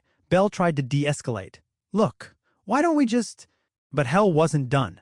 She stood on the fruit cart like a pirate captain. Citizens of Horario, she bellowed. Who heals your wounds and gives you candy? Hell's clinic. The crowd roared back. The man sputtered and stormed off with his nurses. Hell waved his clinic sign after him like a trophy. By sunset, the alley was a disaster zone. Empty lollipop sticks littered the ground. A slime had made itself their unofficial mascot. Alfia still hadn't blinked. Dave was basking in the adoration of his new fans. Belle was exhausted. We're never doing this again, he said, collapsing on the cart. Hell, sitting next to him and hugging the stolen sign like a pillow, grinned. Oh yes we are. Next week. Same alley. Maybe balloons. No balloons? Belle groaned. Helium, she whispered dreamily. Imagine the chaos. Dave raised his hand. Can I laser balloons? Alfia, in her quiet, terrifying way, muttered. I will bring more lollipops. Belle buried his face in his hands again. And in the distance, Rosenleaf Clinic hung a new sign. Hell smirked. She had plans for that one too. The grand reopening ended with exactly 0 proper medical reports, a record number of happy customers, and an entire neighborhood now convinced their clinic came with free candy and questionable legality. Belle sighed, watching Hell count coins under the orange glow of lanterns. I hate to say it, he muttered, but it worked. Hell raised her bottle in victory. To marketing. Dave raised a lollipop. To lasers. Alfia raised nothing, but the air around her got 0.3% more ominous, which in her language meant to victory. Belle groaned and smiled. The clinic had survived another day, barely, and that, in their strange little corner of Horario, counted as a win. Like and subscribe for more Danmachi fanfiction. Pigeon Peace Talks, or the day the clinic negotiated with birds. The pigeons had not forgiven Belle Cranell. Somewhere between Dave's first laser light show and Hell deciding that the rooftop was her personal wine veranda, Belle had accidentally scared off, or possibly mildly vaporized, a bucket of pigeon seed. That, unfortunately, belonged to the Pigeon King of Horario. Now pigeons were gathering on the clinic roof again. It was an avian tribunal. Operation, apologize to the birds. Belle stood in the alley with a bucket of birdseed. This is stupid, he muttered. Hell leaned against the clinic wall with a drink in hand. No, this is diplomacy. It's how civilized societies avoid war. War? They're pigeons? They're organized, Hell whispered, like she was narrating a political thriller. The rat mafia respects them. The bakery guild fears them. And you disrespected their king. Dave walked up, cradling a tray like a waiter. I sterilized the birdseed with low-intensity lasers. Belle sighed. Of course you did. And then came the pigeon entourage. They didn't just fly in. They marched down from the roof gutter like feathery mobsters. The flock parted, and a particularly plump gray pigeon with a crooked feather crown strutted forward, the Pigeon King. His beady eyes burned with the righteous fury of a man who'd been denied free breadcrumbs. Hell snacked diplomacy. Hell, never one to let a crisis go untheatrical, set up a mini canapé table with paper plates. Presenting Hell's peace platter, she announced. Sunflower seed hors d'oeuvres, cracked corn crostini, and organic breadcrumbs from that bakery that hates me. Hell, they don't. They do now, she said cheerfully. Belle knelt like a man facing his feathered doom. Great Pigeon King, he said through gritted teeth. I apologize for the incident. The king puffed his chest. He cooed long and low, as if saying, You dare come before me. Hell leaned in, whispering, He's playing hardball. Classic move. Offer him the crostini. Belle tossed a small pile of seeds forward like a medieval knight offering tribute. The king ignored it. The other pigeons began muttering. Dave, sensing a diplomatic impasse, started handing out individually wrapped laser-sterilized bird snacks. One pigeon immediately took two. The king narrowed his eyes. Althea's entrance, pigeon negotiator. Then Althea stepped forward. Slowly, silently, like a boss battle intro. Her cloak rippled in the wind. Hell whispered dramatically, and here comes the big gun. The Pigeon King tried to flutter away mid-speech, but Althea flicked her fingers. Gravity pressed down gently, pinning the majestic ball of feathers, like a chicken on a cutting board. A single indignant coo echoed through the alley. Please, Belle hissed. Don't crush the king! Althea's eyes gleamed violet for a moment. She lowered the gravity, just enough for the king to puff himself up without escaping. Hell clapped softly. Negotiation leverage acquired. Excellent. Dave handed Belle a lollipop. For courage I don't need, Belle sighed, unwrapped it anyway. Bird Summit in Slime Alley. The alley became the site of the first Avian Clinic Peace Summit. Hell took the role of Master of Ceremonies. We are gathered here today to mend the sacred bond between Clinic and Coop. Belle translated, I'm sorry. Althea, cool as a mountain breeze, slowly pushed the king cooed imperiously, hopping once, as if to say, You will provide tribute and respect. All right, Belle muttered. Fine, you win. We'll, put out birdseed regularly. No more accidental laser incidents? Raised his hand. I can build a seed dispenser that. Hell pointed at him like a lawyer with an ace witness. See? We care. We're not monsters, just accidental laser users. The Pigeon King tilted his head. Two of his bodyguards, equally plump but less majestic, nodded approvingly at the offer. The royal demands. Belle blinked. Did he just demand free clinic access? Hell gasped dramatically. A health insurance alliance. Oh, this is brilliant. He's a pigeon, Hell. Exactly. No paperwork. Just coos. Dave pulled a tiny notebook from nowhere. I can make pigeon-sized appointment cards. Dave, Belle warned. Color-coded, Dave added enthusiastically. The king flapped once, scattering crumbs over Belle's head. It was both acceptance and insult. Just when things were going well, a single pigeon at the back decided to poop on Hell's canap table. Hell froze. You dare defile the banquet of peace? Belle grabbed her shoulder. Hell, don't. She was already grabbing a broom. This means war. The flock tensed. Dave powered up his laser finger. Althea's gravity subtly tightened around the king. Wait, Belle yelped. This is a diplomatic accident. The king raised one wing slowly. All pigeons fell silent.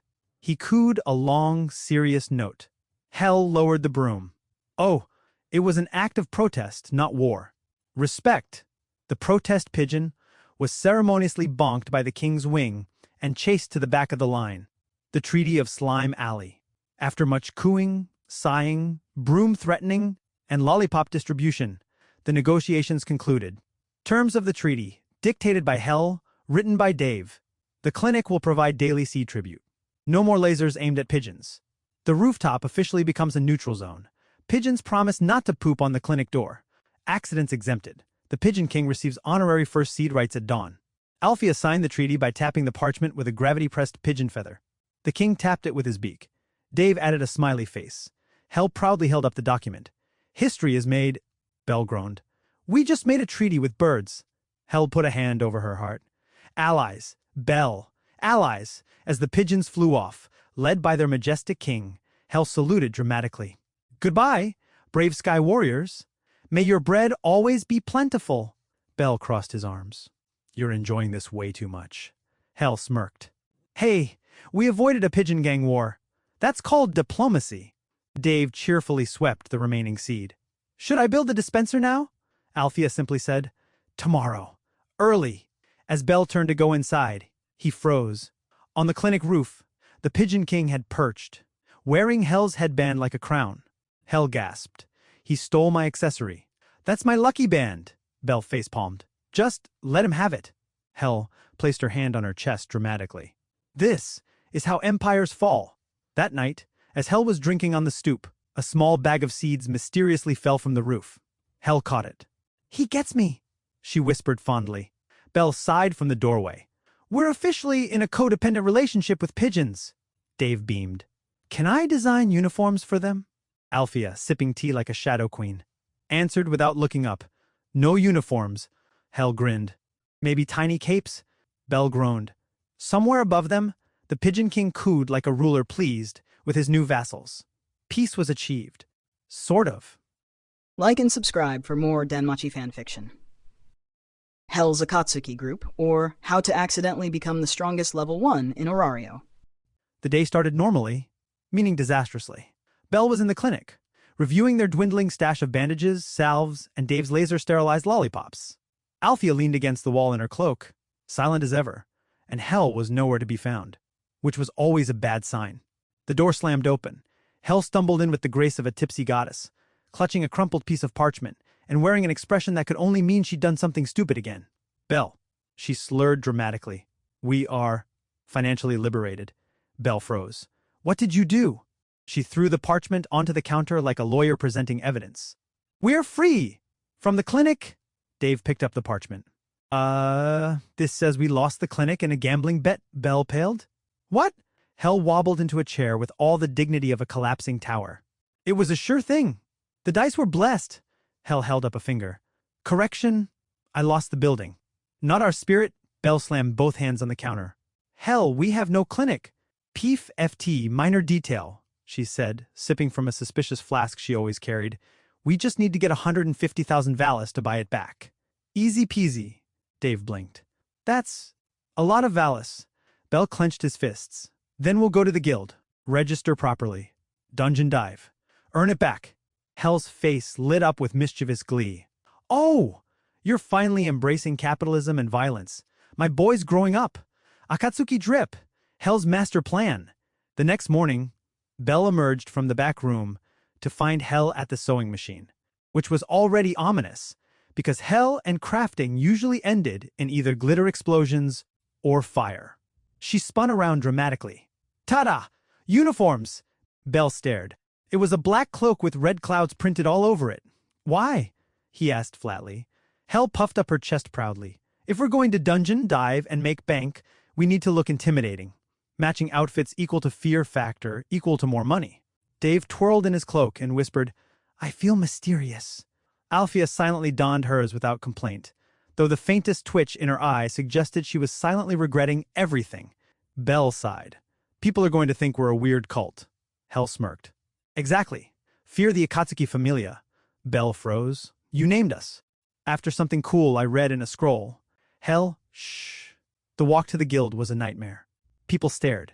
Not because they were impressed, but because 4 cloaked weirdos walking in formation looked like they were about to overthrow the mayor. Stop walking in a line, Belle hissed. This is dramatic staging, Hell said proudly. Presentation matters. When they entered the guild building, all conversation slowed. An adventurer whispered, Who the hell are they? Another muttered, Secret Familia? Dark Guild? Fashion disaster? Then they met her, Aina Toole, the ever-patient guild employee. She blinked slowly at the group. Good morning. How can I help you? Hell marched up to the counter, threw her hand out dramatically, and declared, We are the Akatsuki Familia? Aina blinked again. The what? Belle face-palmed. Dave gave a tiny wave. Althea stood like. Aina cleared her throat. Do you have official papers? Hell pointed at Bell. He's the captain. He does paperwork. Bell sighed, handing over the application Hell forgot to fill out last night. Aina patiently corrected all the parts where Hell had written cool instead of actual information. All right, Aina said. After 15 minutes of bureaucratic suffering, you're officially registered. You'll start as level 1 adventurers. Hell threw her head back and laughed. Loudly. For a long time. Level 1, hee hee. Oh, they'll never see it coming, Aina raised an eyebrow. Should I be worried? Yes, Bell muttered. No, Hell chirped. Maybe, Dave added helpfully. Aina handed Bell and the others their standard issue starting gear, cheap iron weapons, and a wooden shield. Bell held his dagger. Dave examined his short sword. Althea tilted the spear in her hand like she was personally offended by its existence. Hell cackled. Oh, this is precious. Look at you with your toy swords. It's what newbies use, Aina said, suspicious of this Akatsuki group already. Hell smirked. We won't be newbies for long. Please don't cause a public incident, Aina said in the tone of someone who knew they absolutely would. Dungeon dive begins. Floor 1 of the dungeon. Bell cracked his knuckles, cloak swishing behind him dramatically. All right, we're here to make money. No distractions. Althea summoned a ripple of gravity around her hand. Dave's mechanical limbs shifted slightly, blades and laser ports humming softly. Hell, meanwhile, was nowhere near them. She'd waved them off earlier with, I'll be supporting from HQ, translation. She was going to a bar. The first goblin didn't even get to finish roaring before Althea flicked her wrist and crushed it against the wall like a wet rag. The second goblin lunged at Dave. Dave laser-pointed its kneecaps, then bonked it with the blunt side of his sword. Bell was already on the next corridor, moving like a veteran adventurer. Despite being level 1 on paper, his Rinnegan burned faintly behind his bangs. Other adventurers in the area stopped to stare. Wait, did that newbie just kill a kobold in one hit? They're level 1? Yes, Bell muttered under his breath, stabbing another goblin. I'm poor. By the time most newbie parties were still navigating floor 3, Bell's team was already on floor 10.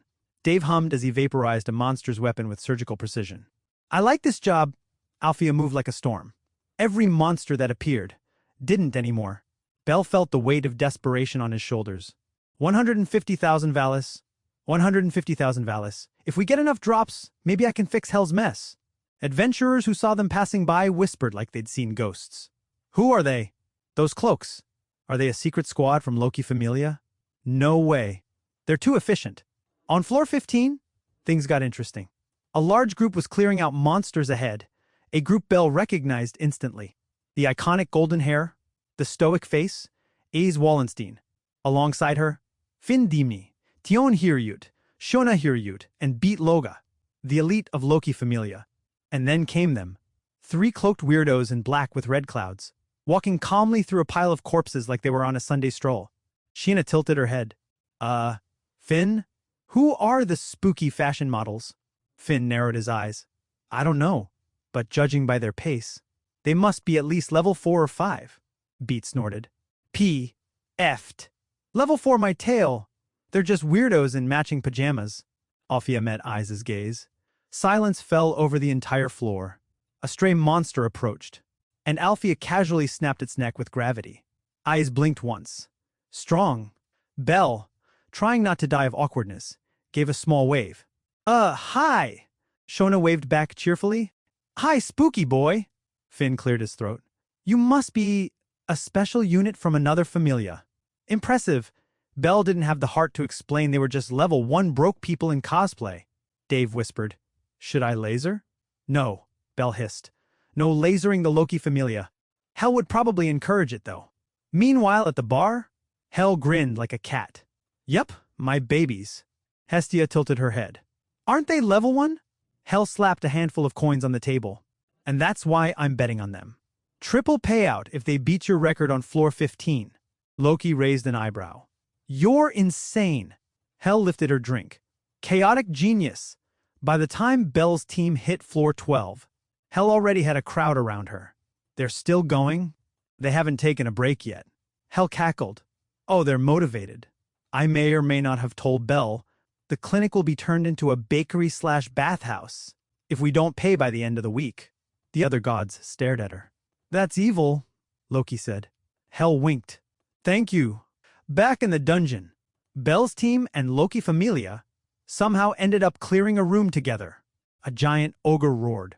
Alfia flicked her wrist. The ogre hit the ceiling. Dave fired a focused beam and pinned another monster like a shish kebab. Belle's Rinne again locked onto a third, and it disintegrated before Aiz could even draw her sword. Shana let out a long, impressed whistle. Okay, that was hot, Beat growled. Chutch! Show-offs. Finn's eyes narrowed. Who exactly are you three? Belle laughed nervously, scratching the back of his head. Just new, Shona choked. New? You guys are... Tion slapped her sister's shoulder. Don't question the mysterious, powerful people. It's not worth it. Aiz tilted her head. Strong, but kind of weird. They pushed deeper into floor 15, sweeping monsters like wheat. Belle could feel the weight of coins, already jingling in his imagination. 150,000 Valis. That's all we need. Just 150,000. I am doing this, because my goddess is a gambling menace. Belle, Dave said suddenly. Why are we going so fast? Belle looked back, eyes glowing faintly. Because rent is due. Alfia gave the smallest nod of understanding. Loki Familia's confusion. As Belle's team finished off the last wave of monsters, Loki Familia approached them. Finn offered a polite smile. I have to say, it's rare to see level 4 seconds outside a major Familia. Belle smiled awkwardly. We're not level 4? Silence. Shona blinked. Level 5. Belle shook his head. Eyes leaned closer.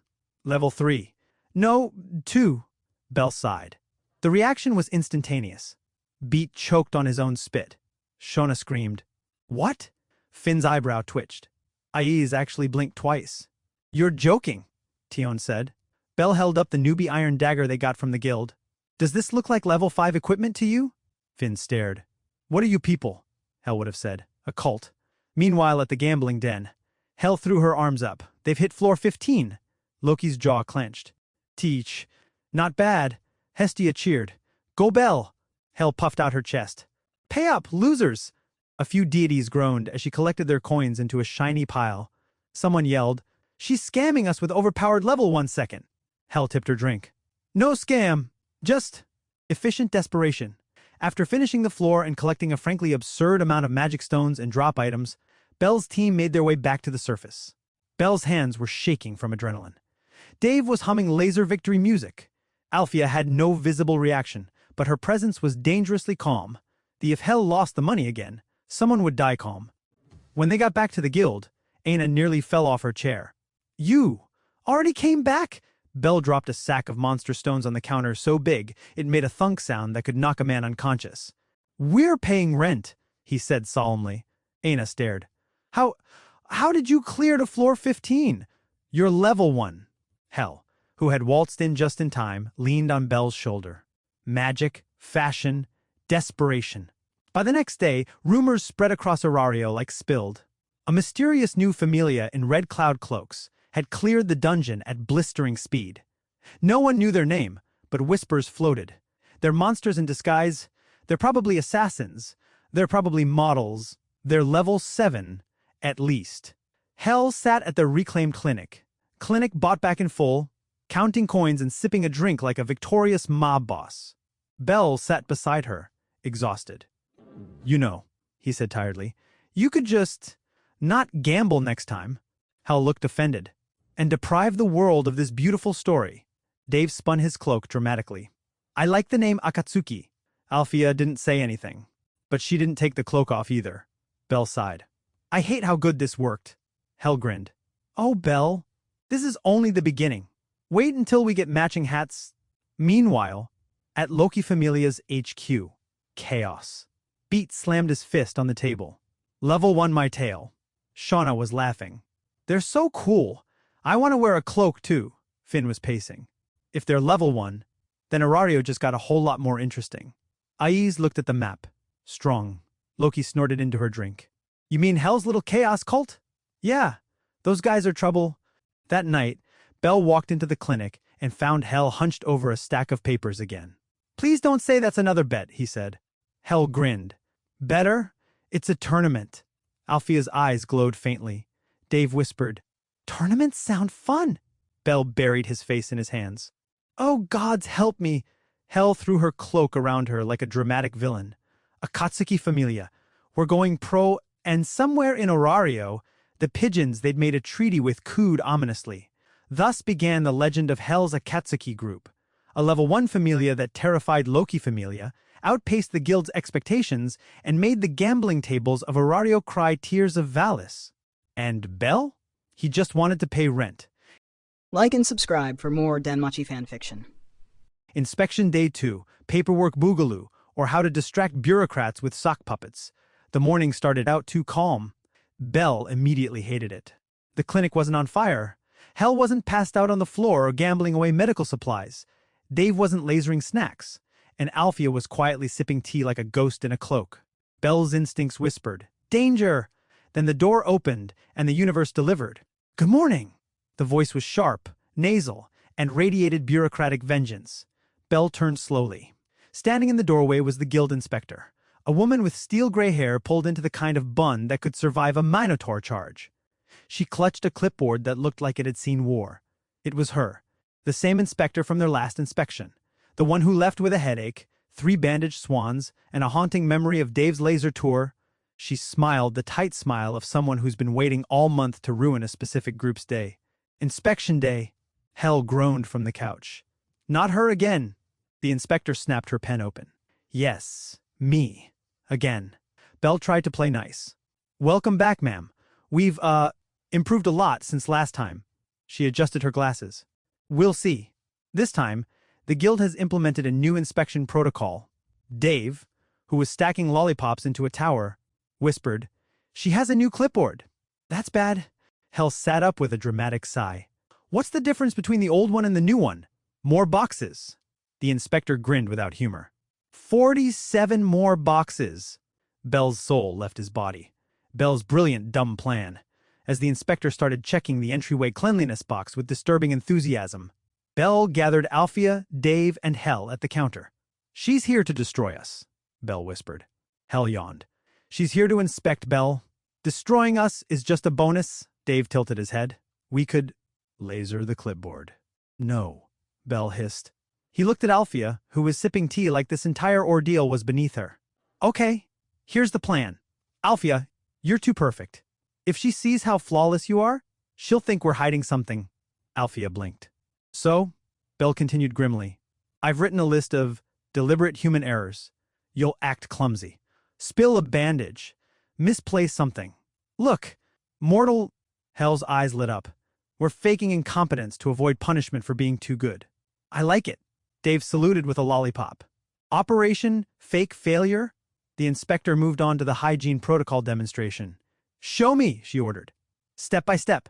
Sterile procedure." Bell opened his mouth to explain, but Hell beat him to it. She ducked under the counter and popped back up with, of course, a sock puppet. It had googly eyes and a tiny bandage for a mouth. "Hello," she squeaked in a falsetto. "I'm Sir Sanitize. The sterile sock. Let's talk about hand washing." The inspector's expression was the exact face someone makes when they're calculating prison sentences in their head. Bell buried his face in his hands. Hell continued, wiggling the sock. "First, wash your hands like you're scrubbing away bad life choices." The inspector pinched the bridge of her nose. "This isn't a children's play." "Oh, but it could be," Hell said sweetly. "Educational outreach, community initiative, brand expansion." To Bell's horror, Dave pulled out his own sock puppet, this one with tiny laser goggles drawn on. "I'm Mr. Autoclave. Pew pew," Alfia stared. Then deadpan. She picked up a clean white sock, pulled it on her hand, and said, "Infection is weakness." The inspector blinked at 3 sock puppets giving a surprisingly accurate, if extremely unorthodox, presentation of sterilization protocol. And then she checked the box. The inspector moved on. Next. Inventory accuracy. Bell gave Alfia a subtle nudge. Time to make a believable mistake. Alfia gracefully lifted a box of gauze pads, tilted it deliberately, and spilled exactly 1 bandage onto the floor in slow motion, like a theatrical performance. Bell forced a grin. "Oh no! A mistake!" The inspector raised an eyebrow. That was suspiciously gentle. Dave, trying to help, accidentally knocked over an entire shelf of alcohol wipes. The inspector scribbled furiously. "Clumsy. Realistic. Acceptable." Hell whispered to Bell, Dave is better at failing than Alfia. Back. Don't tell him that. He'll make it a competition. Next, the inspector said, voice gleefully malicious, is the surprise sanitation check? She produced a small black box from her bag and set it on the counter. Inside is a contaminant test. Open and handle properly. Belle reached for it, but Alfia stepped forward. This was her moment to look not perfect.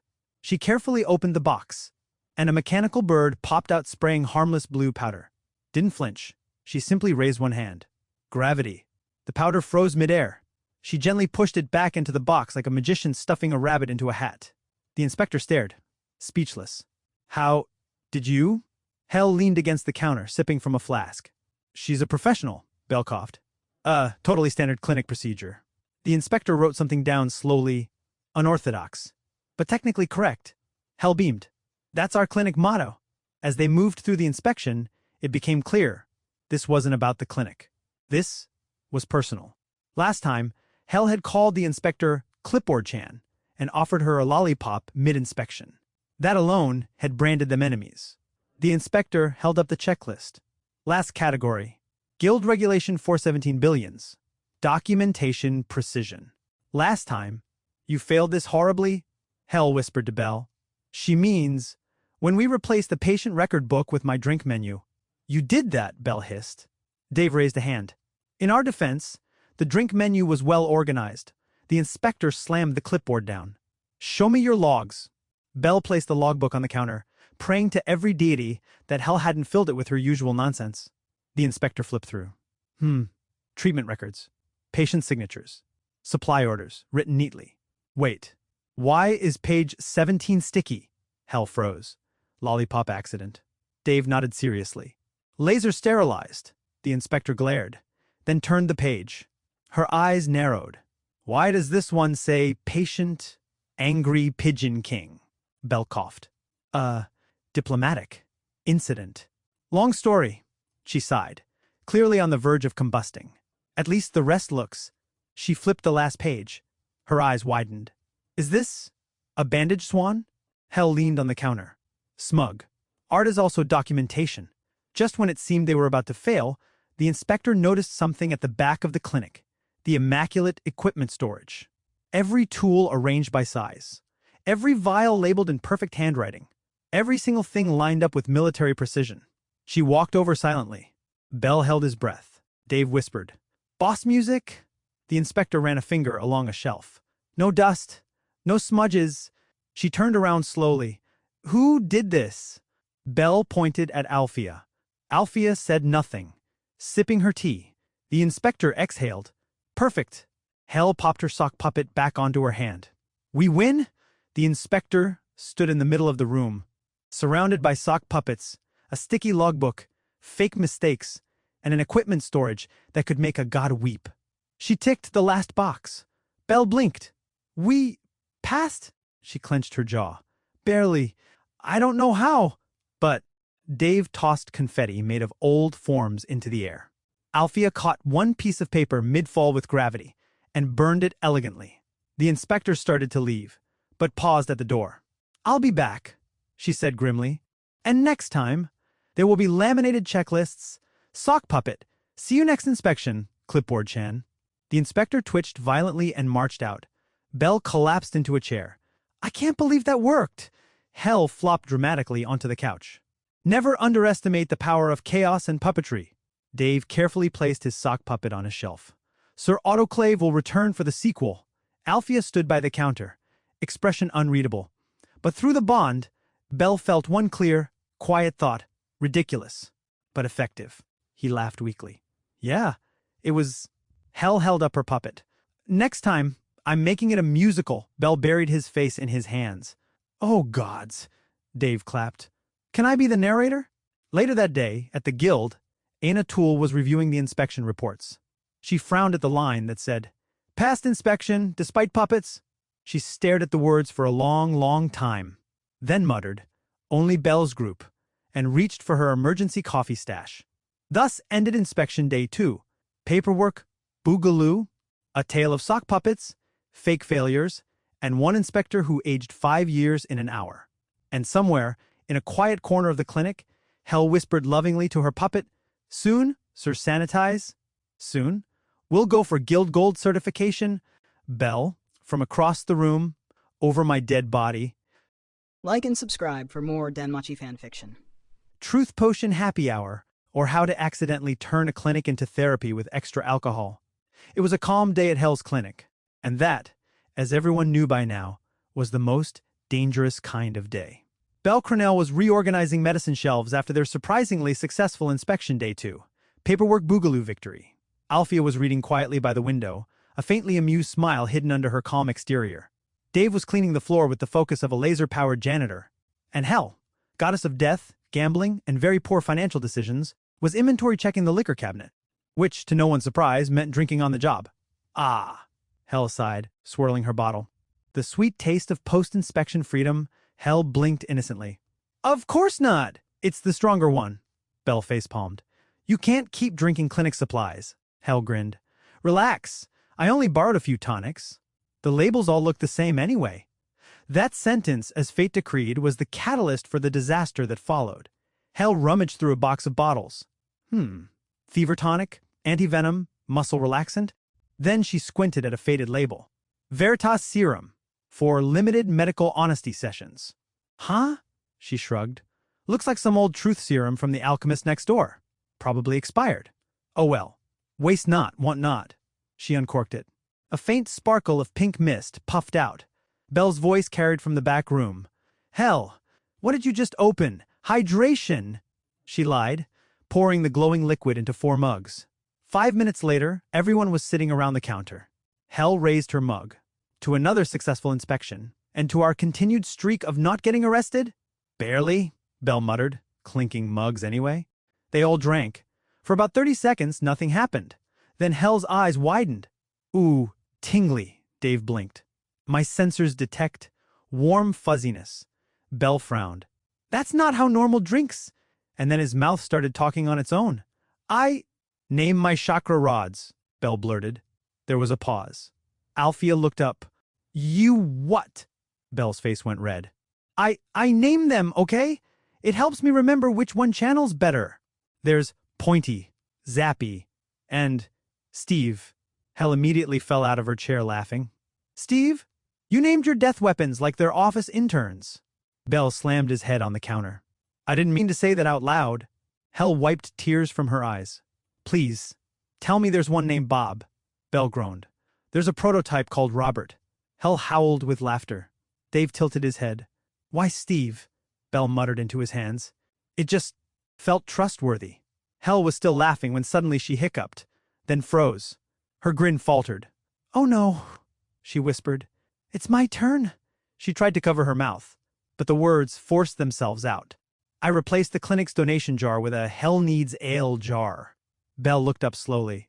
You what? Hell whimpered. And it worked! People donated more! They said it was relatable.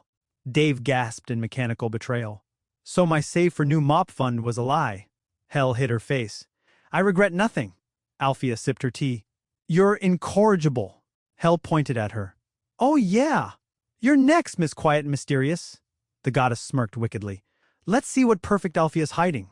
Maybe a crush? A gambling addiction? Alfia blinked once. Then, calmly she said, I prefer cats. Silence. Belle blinked. That's it? Alfia nodded. Yes, Dave tilted his head. You mean over dogs? Alfia sipped her tea. Over people. Hell snorted her drink out her nose. You what?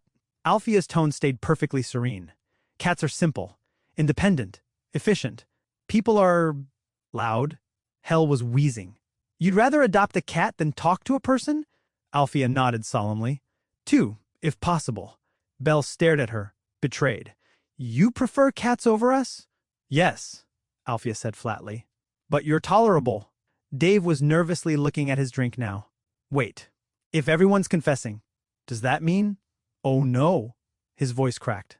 I'm afraid of salad. Everyone stopped. Belle blinked. What? Dave clutched his head. It's the textures, the crunch, the leaves. You never know which part's gonna squeak. It's unnatural. Hell was crying again. Oh gods, Dave, it's vegetables. They're unpredictable, he wailed. You stab them and they fight back with wet noises. Alfia calmly set down her tea. Truly, a worthy fear. Belle was torn between concern and hysteria. You can literally vaporize monsters, but lettuce terrifies you? Dave shivered. The way it flops when you pick it up. It's sinister. Hell patted his shoulder, barely keeping a straight face. Don't worry, sweetie. We'll protect you from the evil cabbage. By now, Hell was on her third mug. The potion made her brutally honest and drunk. A dangerous combination. You know what? She slurred, waving a finger. I pretend to hate inspections. But secretly, Bell braced himself. I love them. Bell choked. You, what? Hell slammed the mug down dramatically. The tension, the chaos, the power. It's like a game show where I win by not dying. Dave clapped politely. You did seem very happy during the last one, Bell groaned.